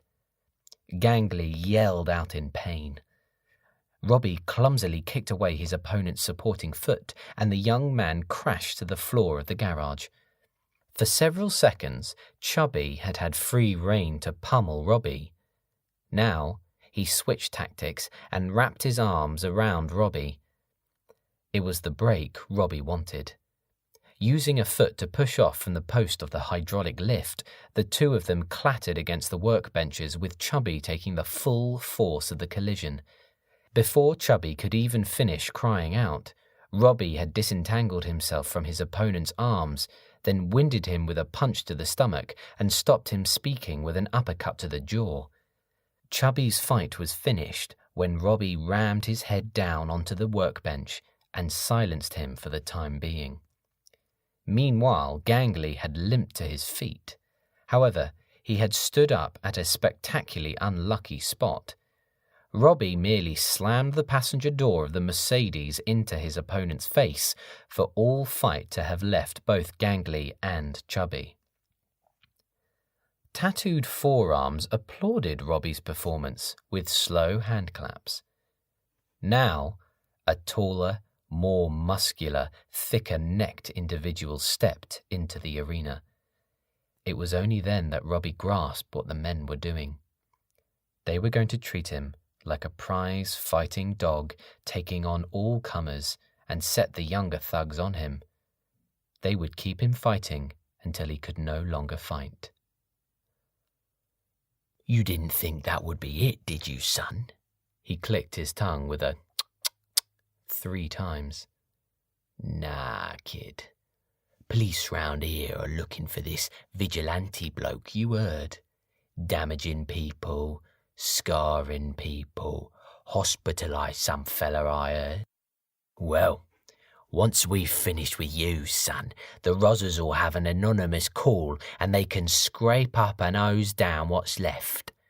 But we've got the rest of the day and all night yet, and here's me spoiling the surprise." He whistled. "Sean, you're up."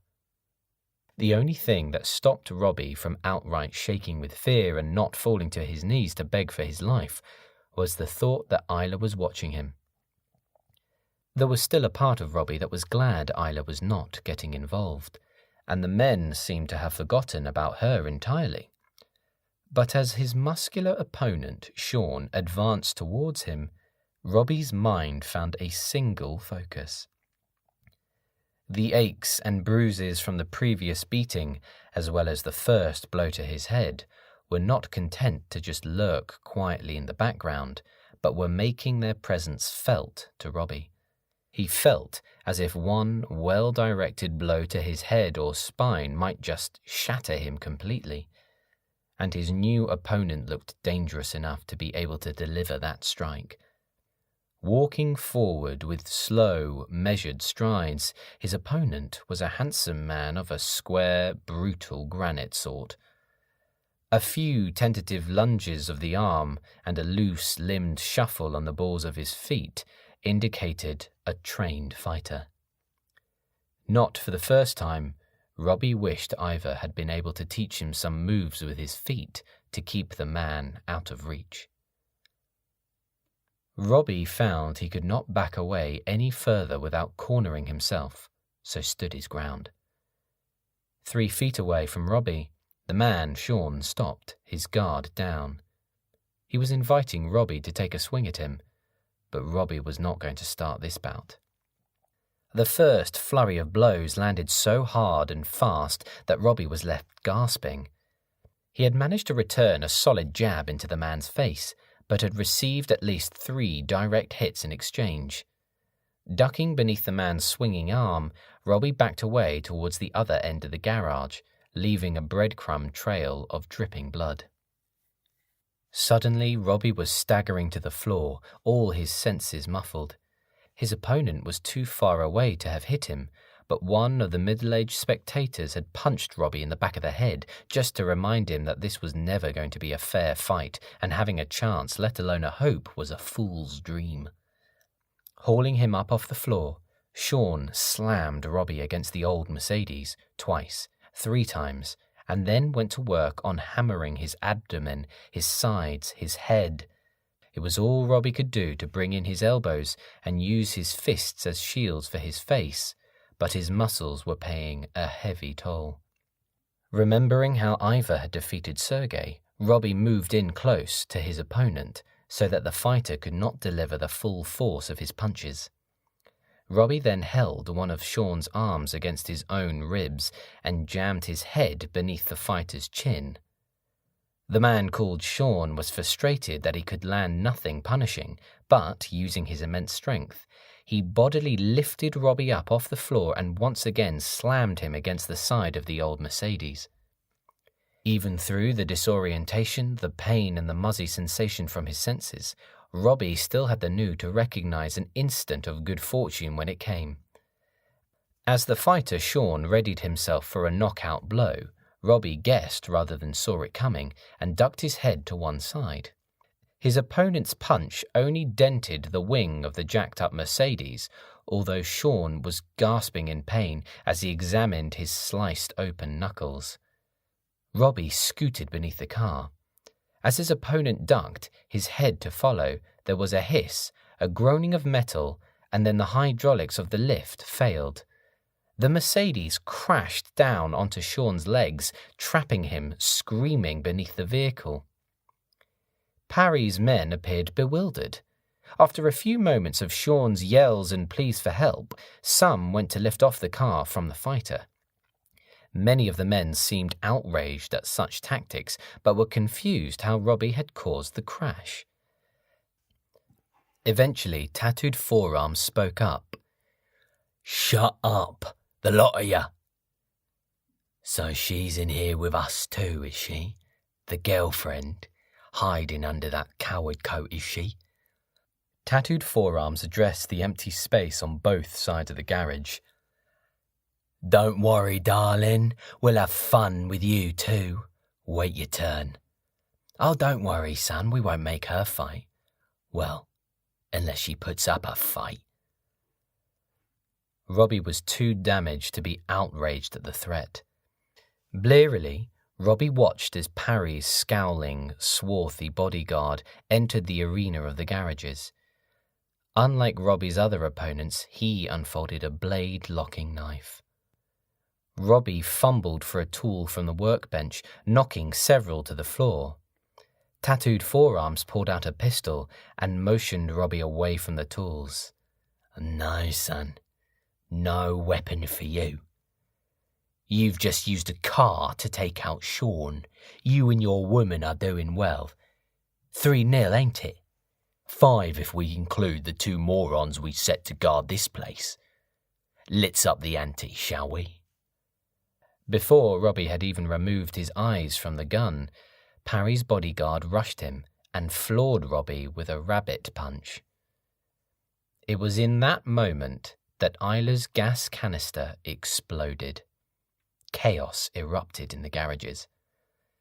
Robbie's mind barely managed to interpret the frantic patchwork of data from his senses, his cheek coated in a small slick of oil, the almost comforting aroma of grease that permeated the solid fabric of the garages, the taste of grime and blood pooling in his mouth, cries of panic and rage, Isla vanishing and materializing again, the pressure of his opponent on top of him, the bite of the blade into his left hand. More through luck than skill, Robbie had managed to grasp the knife, wedging the joint between the thumb and first finger of his left hand over the non-cutting edge or choil of the blade just beneath the handle guard. This still left a good portion of the blade biting deep into his palm. However, Robbie's mind was so overloaded with sensations it seemed undecided about its priorities and what it should be focusing upon. The irritation of his own blood running into rivulets down his arm and spoiling his clothes, or the acute pain of the wound and threat of the knife. All Robbie's instincts wanted to let go of the knife, but he knew that to let go was to allow Parry's bodyguard free access to plunge the blade into some other unprotected part of his body. Pain or no pain, Robbie would not release his grip, but jammed his elbow against the floor of the garage to help him stop the blade inching closer. The bodyguard seemed furious at Robbie for not permitting him to commit violence freely. Writhing and twisting and shifting his weight made it almost impossible for Robbie to keep a grip on him, and the man was yelling curses like war cries in Robbie's face. Then the headbutt came. Pain seemed to layer on top of pain. The painkillers had taken the edge off the back-of-the-head blow he had received on finding Isla's bag of tools, but a couple of pills were never going to compete with the bruises, the cuts, the swellings, and the assorted damage he had received since then. In a bid to strike a mortal blow, Parry's bodyguard placed both hands on the hilt of the knife and, leaning his torso down against it, drove the blade towards Robbie's chest with deranged ferocity. Even with the force from the floor assisting him, Robbie could feel the muscles of his arms quivering with the strain of stopping the thrust. He did not have the strength to stop the inevitable for more than seconds. Squirming and contorting his body to one side, Robbie let the knife plunge down. The blade sliced through skin and thin flesh in his side, just at the very edge of his ribs. Most of the metal impacted with the concrete floor, which took the brunt of the blow. Robbie hissed out a gasp of shock, but before the pain swelled with the full consequences of the wound, Robbie grabbed the bodyguard's greasy hair and drove the man's face into the solid floor twice. Blood streamed from the man's nose, which had turned a darker shade. Stunned, the bodyguard blinked several times, and then his face warped with rage. Pinning Robbie down with his knees, Parry's bodyguard raised the knife again. Robbie scrambled for the blade, but it was out of reach. Before Parry's bodyguard could deliver the coup de grace, a wrench was smashed down onto his forearm. Isla's face hovered above them, gave Robbie a desperate, "that's the only help I can offer" glance, avoided the bodyguard's swipe with the knife, and vanished before another of Parry's men grabbed her. In the brief reprieve Isla had given him, Robbie's fingers sought for something, anything, before the bodyguard recovered. He reached for an uncomfortable lump lodged beneath his right shoulder blade. It was round and solid, but small and thin.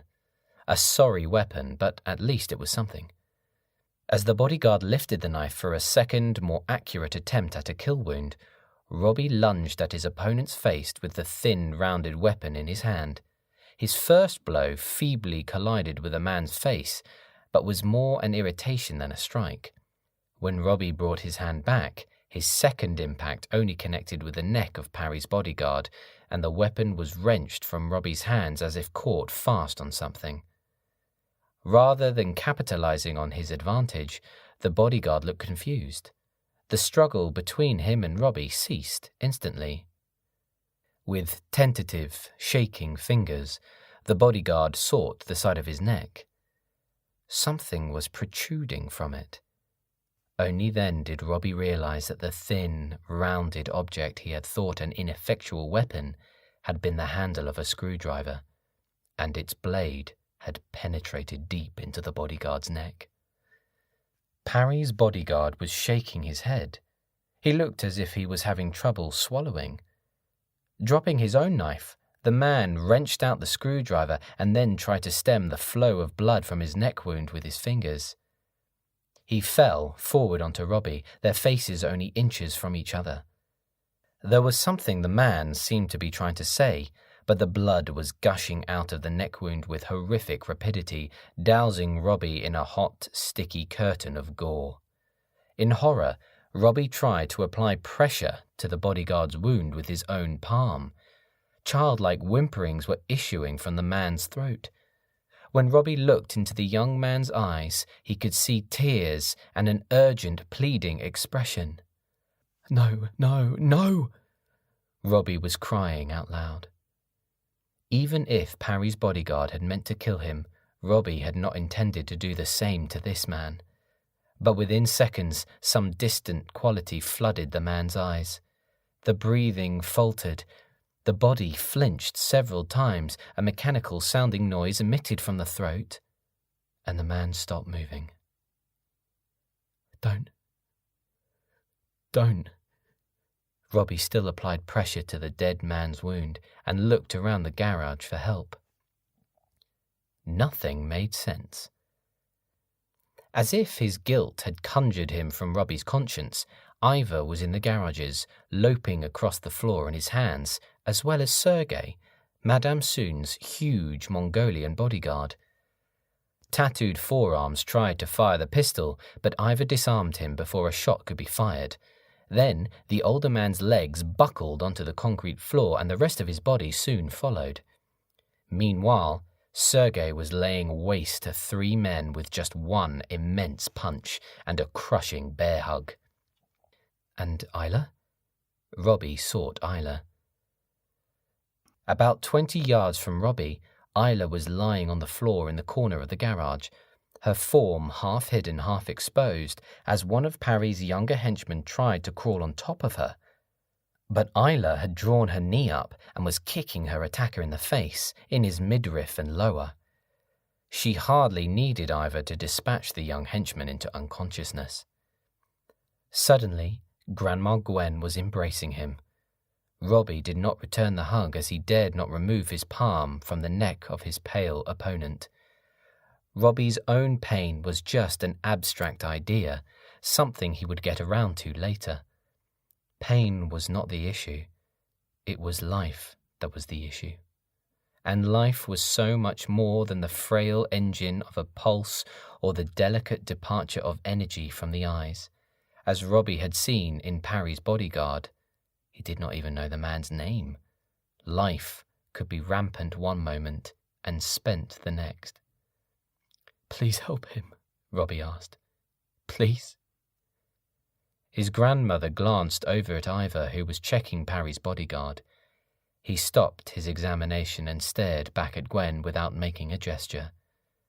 Silence seemed an appropriate diagnosis. "Please!" It was only Isla's embrace that Robbie returned.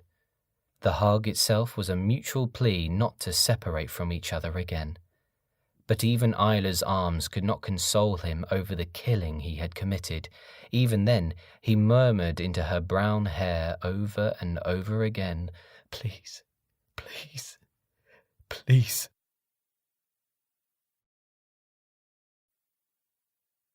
Chapter 25. The Appeal of Forgetting. Robbie guessed that Gwen Carroll and Ivor Noon were people who had witnessed such extraordinary sights over the years that they were seldom surprised by anything nowadays. However, as the two of them stared at one exhibit after another in the Hall of Mythical Miracles in Chuffing Sodmore's Museum of Phantasmagoria, their suspended eyebrows and widened eyes indicated that they were genuinely taken aback. It made Robbie smile for only the second time in days. Even the slightest elevation of the muscles around his mouth seemed to unaccountably cause pain to the knife wound on his ribs. And there were deeper wounds too. Where was Isla? What was Isla doing now? It had not taken long for Robbie to realize that it was easier to keep up the brittle facade of coping rather than having to deal with the barrage of questions about his thoughts and feelings. There was also the added complication that he could only discuss what had genuinely happened in Dress Sense Dave's garages with his grandmother and Ivor, because an invented version of what was supposed to have happened had been presented to his mother and Gabriel Sage. Besides, Robbie was not sure what he would resemble if he unleashed his true emotions. A messy pile of wounds and wailing, probably, more horrific and distressing than anything in the museum. Isla. Just return Isla to me. She would understand. She was the only one who could understand. Did Sage force you to work on these? Asked Gwen Carroll. At first, but Mum reminded me that we all needed to pull together for the success of the museum, Robbie explained. Of course, it bothers me that he's weird and self-obsessed and petty and cruel. But what bothers me most is that Mum always takes his side over mine. But working on these exhibits, it's not so bad. Sage has finished it since I've been gone, but that Roman gladiator scene started off as mine. In a warped, twisted way, I'm kind of proud of it. Gwen and Ivor shot each other a significant look. Then the fortune-teller resorted to a grandmother proud of her grandson smile. Ivor did not even try to adopt an appropriate expression. He doubted he had one. Beneath the bandage, the cut on Robbie's left hand began to itch. After a week's convalescence in a classy London flat attended by an off-the-records, no-questions-asked doctor, Robbie returned to Chuffing Sodmore with his grandmother and Ivor. The public face of the story told to his mother was that a homeless, penniless Robbie had had a violent run-in with some nasty underworld types, and the encounter had shaken him to such an extent he had chosen to return home. Certainly, John Parry and his men were in no condition to contradict this account. Much to Ellie Ash's chagrin, ever since Robbie had come home, Gwen Carroll and Ivor Noon had chosen to stay in a small local hotel in the village. Even though the fortune-teller and her bodyguard had made a couple of significant trips to London with Madame Sun to take care of the John Parry fallout, both Gwen and Ivor were determined to make themselves as available to Robbie as possible in order to offer him any and all support he needed. Today, they were to head back home to Bristol. One hopes Sage will go easier on you now, especially since I was the one who paid for his car to be repaired, declared Gwen Carroll. If not, I can always take him to one side and apply a little pressure, Ivor added. What about the policeman we crashed into when we ran away and stole Sage's Jag? Won't the police at least want to have a word with Isla and me about that? Robbie would take being in company with the law to spend a few minutes in Isla's company. I doubt it. You shouldn't have any problems there, his grandmother replied evasively. On reflection, it seems our policeman was confused and changed his description of the suspects in the stolen Jaguar, probably due to concussion. It took Robbie a moment to grasp what she was saying. You hypnotized a policeman? I may have persuaded him, yes, she replied. Persuaded. It was the same coded, loaded phrase his grandmother had employed to justify Isla's absence. It had taken a while, but Robbie had eventually gleaned from Ivor that during the time when he had been unconscious and under the care of the doctor in the London flat, Isla had fought fiercely for the right to remain at Robbie's side. Apparently, she had even threatened Ivor and the doctor with a kitchen knife if they did not let her stay, which made both Robbie and Ivor smile. Isla had always put up ferocious resistance against them returning to Chaffing Sodmore, claiming that once Robbie was well, the pair of them would be fine on their own. All that had occurred before Gwen Carroll had had a quiet word with Isla and persuaded her to return home. According to Ivor, Isla had been taken back to Chaffing Sodmore mere hours before he regained consciousness. Robbie had not seen her since the events in the garage. Where is Isla now? What's Isla doing now? What was his name? Gwen Carroll appeared confused. The policeman in the car? The man I killed in the garages. His grandmother fondled the stone on her dark tektite necklace and seemed unsure how to answer. Ivor stepped in. His name was Luca Bianchi. Robbie nodded and silently mouthed the name. Tell me about him. Robbie, don't do that. I want to know. Please, Ivor, tell me about him. Ivor sighed, scanned the room for eavesdroppers, gave a second glance to the werewolves stalking the fawns in the woodland scene, and gathered his thoughts to produce a short, quiet, unemotional torrent of information. 27, violent and troubled. 18 months ago, 2 journalists in his native country exposed the people smuggling operation in which Bianchi's organisation had been engaged. He took it upon himself to go full psycho on these journalists and slit their throats in front of dozens of witnesses. Frankly, his bosses were embarrassed by his savagery and his lack of discretion, but Bianchi came from an influential family, so they couldn't just off him. Therefore, he was smuggled over here and given some sort of criminal apprenticeship under Parry to learn a bit of discipline. Robbie was silent, as if searing every detail of the man into his brain. Is that the true truth? Or a truth invented to make me feel better? I won't knowingly lie to you again, Gwen replied. Robbie remained still. Will there be consequences to me killing him? Gwen took over the explanations. There already have been. I've even had to hypnotize John Parry himself. He believes you're dead, by the way. But his influence has been greatly diminished. The criminal networks of London are slightly chaotic at the moment. Wanda's not at all happy about Bianchi's death either. I had to persuade all of Parry's men present in the scrapyard of an entirely different version of events. But I'm not entirely convinced that my story is consistent and has continuity. All it would take is one jolt from a contradiction, one misplaced artifact, one trigger from a similar situation, and our version of the truth would start to unravel. I won't lie to you, sweetie, it's a mess. Sorry. You don't need to say sorry, Robbie, sweetie. Gwen kissed his forehead. I'm sorry you had to endure that ordeal. Robbie was silent for a moment. Ivor, I'm so sorry for falling out with you over the killing of Mona de la Fuente in Alina the Thinner. No apologies necessary, Rob. Ivor glanced meaningfully at his boss. It is good for us all to be reminded of the cascades of consequence, as Madame Sun puts it, that our victims are not just targets or collateral damage, but are people with characters and families and friends.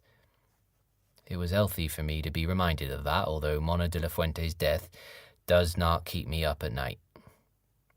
Ivor edged his wheelchair closer to Robbie and they hugged as best friends. But, Rob, remember that sometimes you have to be cruel to be. With that, Ivor span his wheelchair on the spot, made one muscular, propulsive downwards movement, coasted between the Minotaur and the Centaur, guarding the entrance to the Hall of Mythical Miracles, and departed to the car. Where is Isla? What is Isla doing now? Robbie continued to silently repeat Isla's name in the hollow hope that somehow he could sync her mind with his own. As if by merely saying her name he could, by some occult means, invoke or conjure Isla amongst these creatures of magic and myth. Isla did not appear. As if to exacerbate Robbie's sense of disorientation and longing, his grandmother suddenly produced the extraordinary coat he had presented to Isla. Robbie was about to reach for the garment, but retracted his hands. That's not mine. It's Isla's. You know she can't have it. I gave it to her. It was my Christmas present to her. She doesn't remember the gift, Gwen explained gently. We've added in 2 more slim bars of gold in each sleeve, and I give it back to you. Is that a polar bear he's used for Grendel? I'm not even sure how I can get a hold of a second-hand polar bear, and I can get a hold of anything. Reluctantly, Robbie took the coat and immediately brought it up to his face to inhale any traces of Isla's scent that might have lingered on the remarkable fabric. I'd rather have Isla. Please, Grandma, I'll do anything. Robbie was pleading, begging, but he would do far more to have Isla return to him. I'll stay here. I'll do as Sage wants. I won't run. I'll be good, but please, give me back Isla. Please say the words and make her remember. Robbie, we've talked this through 100 times, sweetie. I need her back, Grandma. Robbie cut off Gwen. She's all I want. You love her? You know I do. And is she safer not knowing what happened? Is Isla safer away from you? Robbie made no comment, nor gesture. If you love her, then you will do everything and anything to keep her safe, sweetie. Gwen Carroll looked pained by her grandson's distress. Though I can see why you fell for her, Robbie.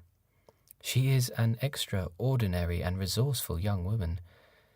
Like this coat, there is more to Isla Lovecraft than meets the eye. In fact, the more I find out about her, the more impressed I am with Isla. I need her back. She's all I want, Robbie uttered in a defeated monotone. The fortune-teller hugged her grandson.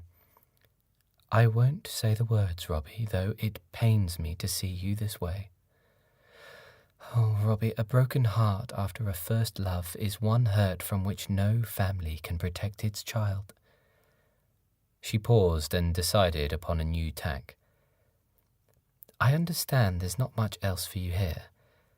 However, the Mona Lisas are entering an exciting new phase in our endeavours, and I make this promise to you, sweetie. I will try to include you at every reasonable opportunity to help distract you from things here. It's not much, but you've earned what little I can give you. Isla. Isla. Isla. Each time Robbie even thought her name was allowing the wound to bleed once more and the pain to swell again. Would you hypnotize me back to the way I was before? Before I knew her, before I knew about you, he whispered. I can't take this. I want to forget. Gwen held him at arm's length, and a fragile quality entered her voice. Is that what you truly want? Even though it would mean relief from the longing and the loss, it would also risk Robbie never recalling his slow falling for Isla, the companionship and solidarity they felt in London, the unquestioning loyalty to him on leaving the city, the secrecy on the boat and the first inkling of his attraction to her. Christmas Day, sleeping against each other, buried in the hay of an open-sided East Anglian barn.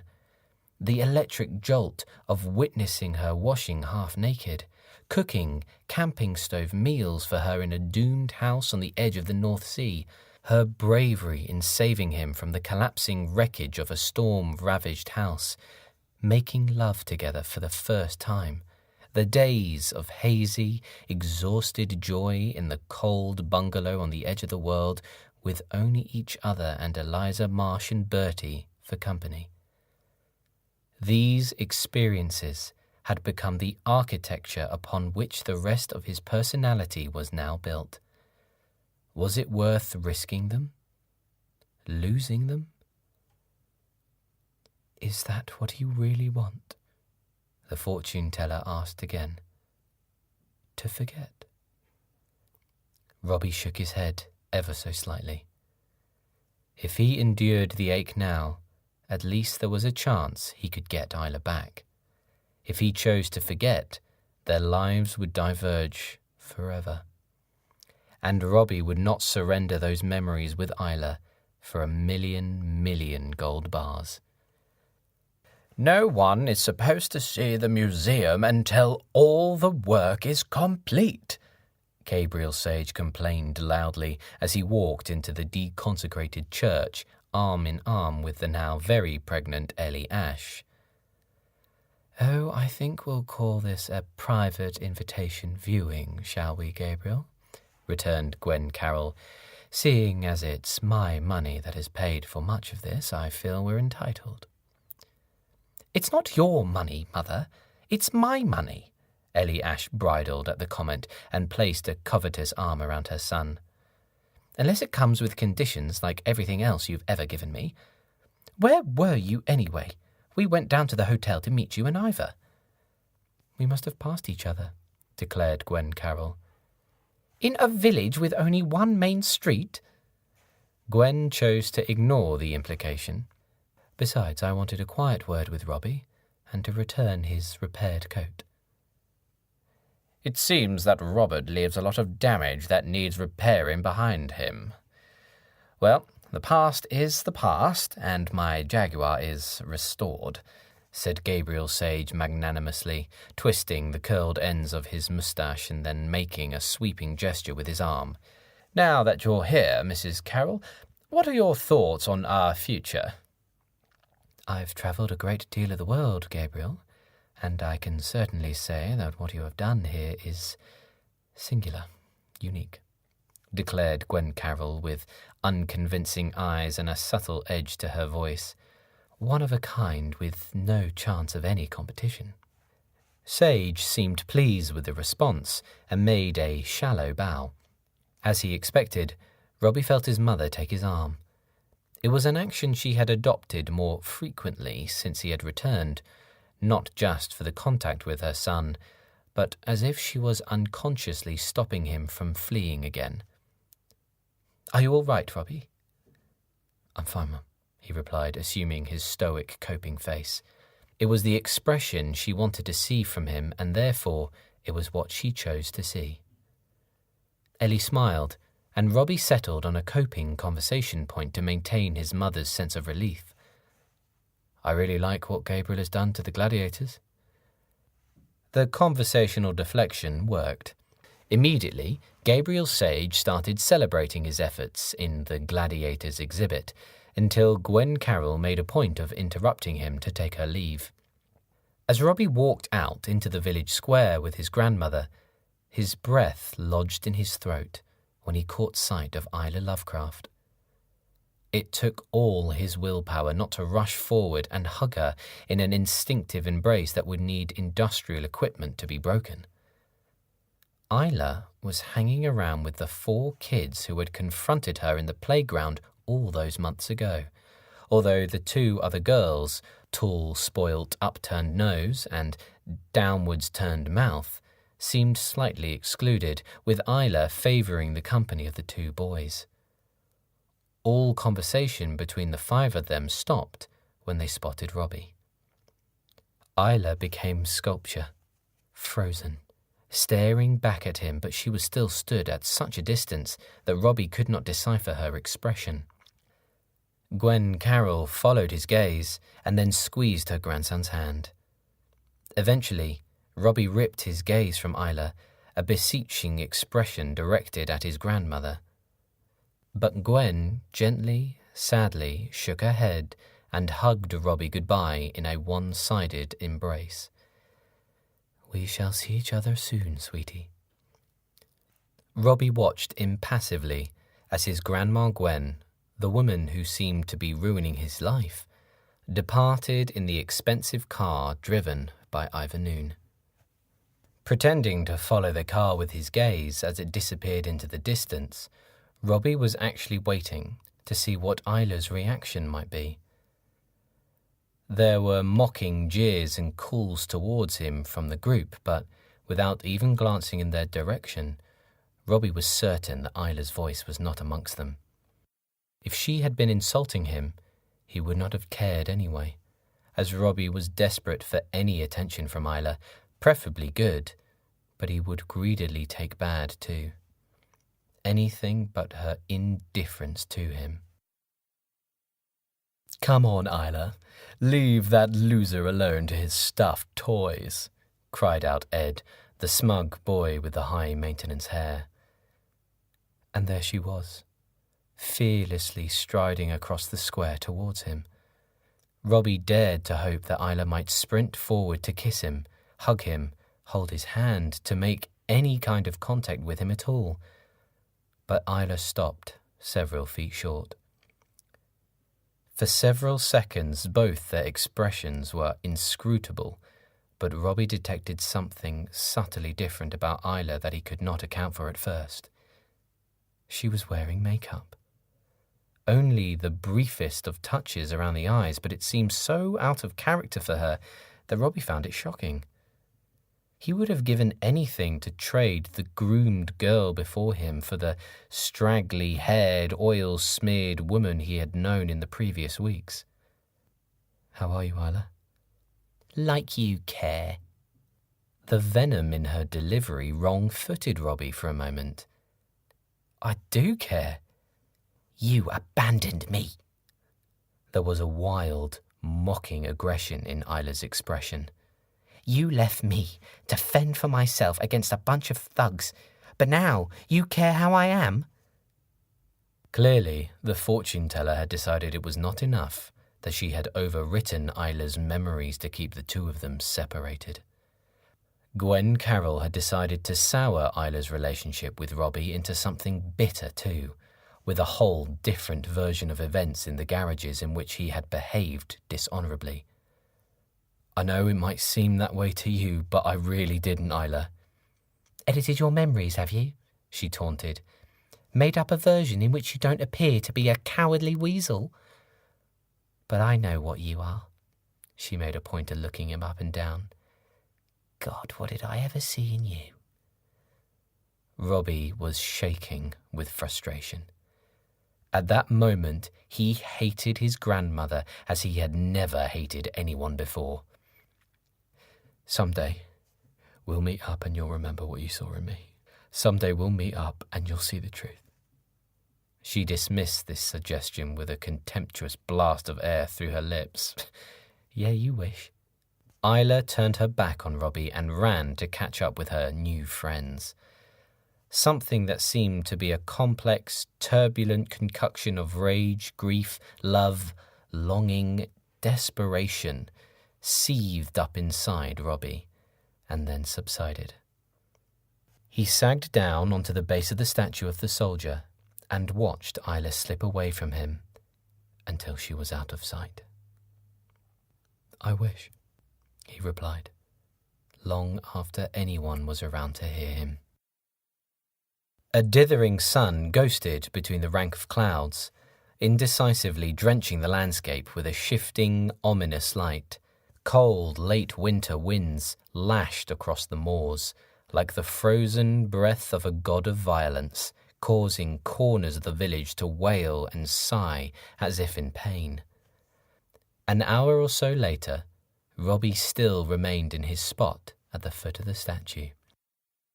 He had not turned on the warmth function of the coat, nor did he heed his name being called by an increasingly impatient Gabriel Sage from inside the museum.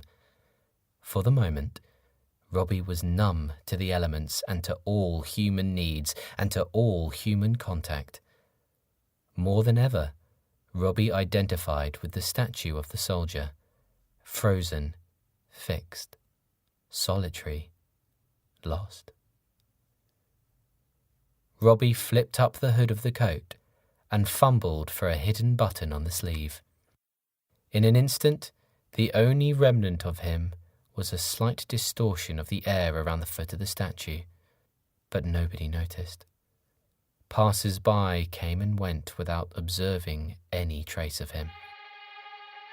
For a long while, Robbie remained still and embraced a feeling that he had never existed at all.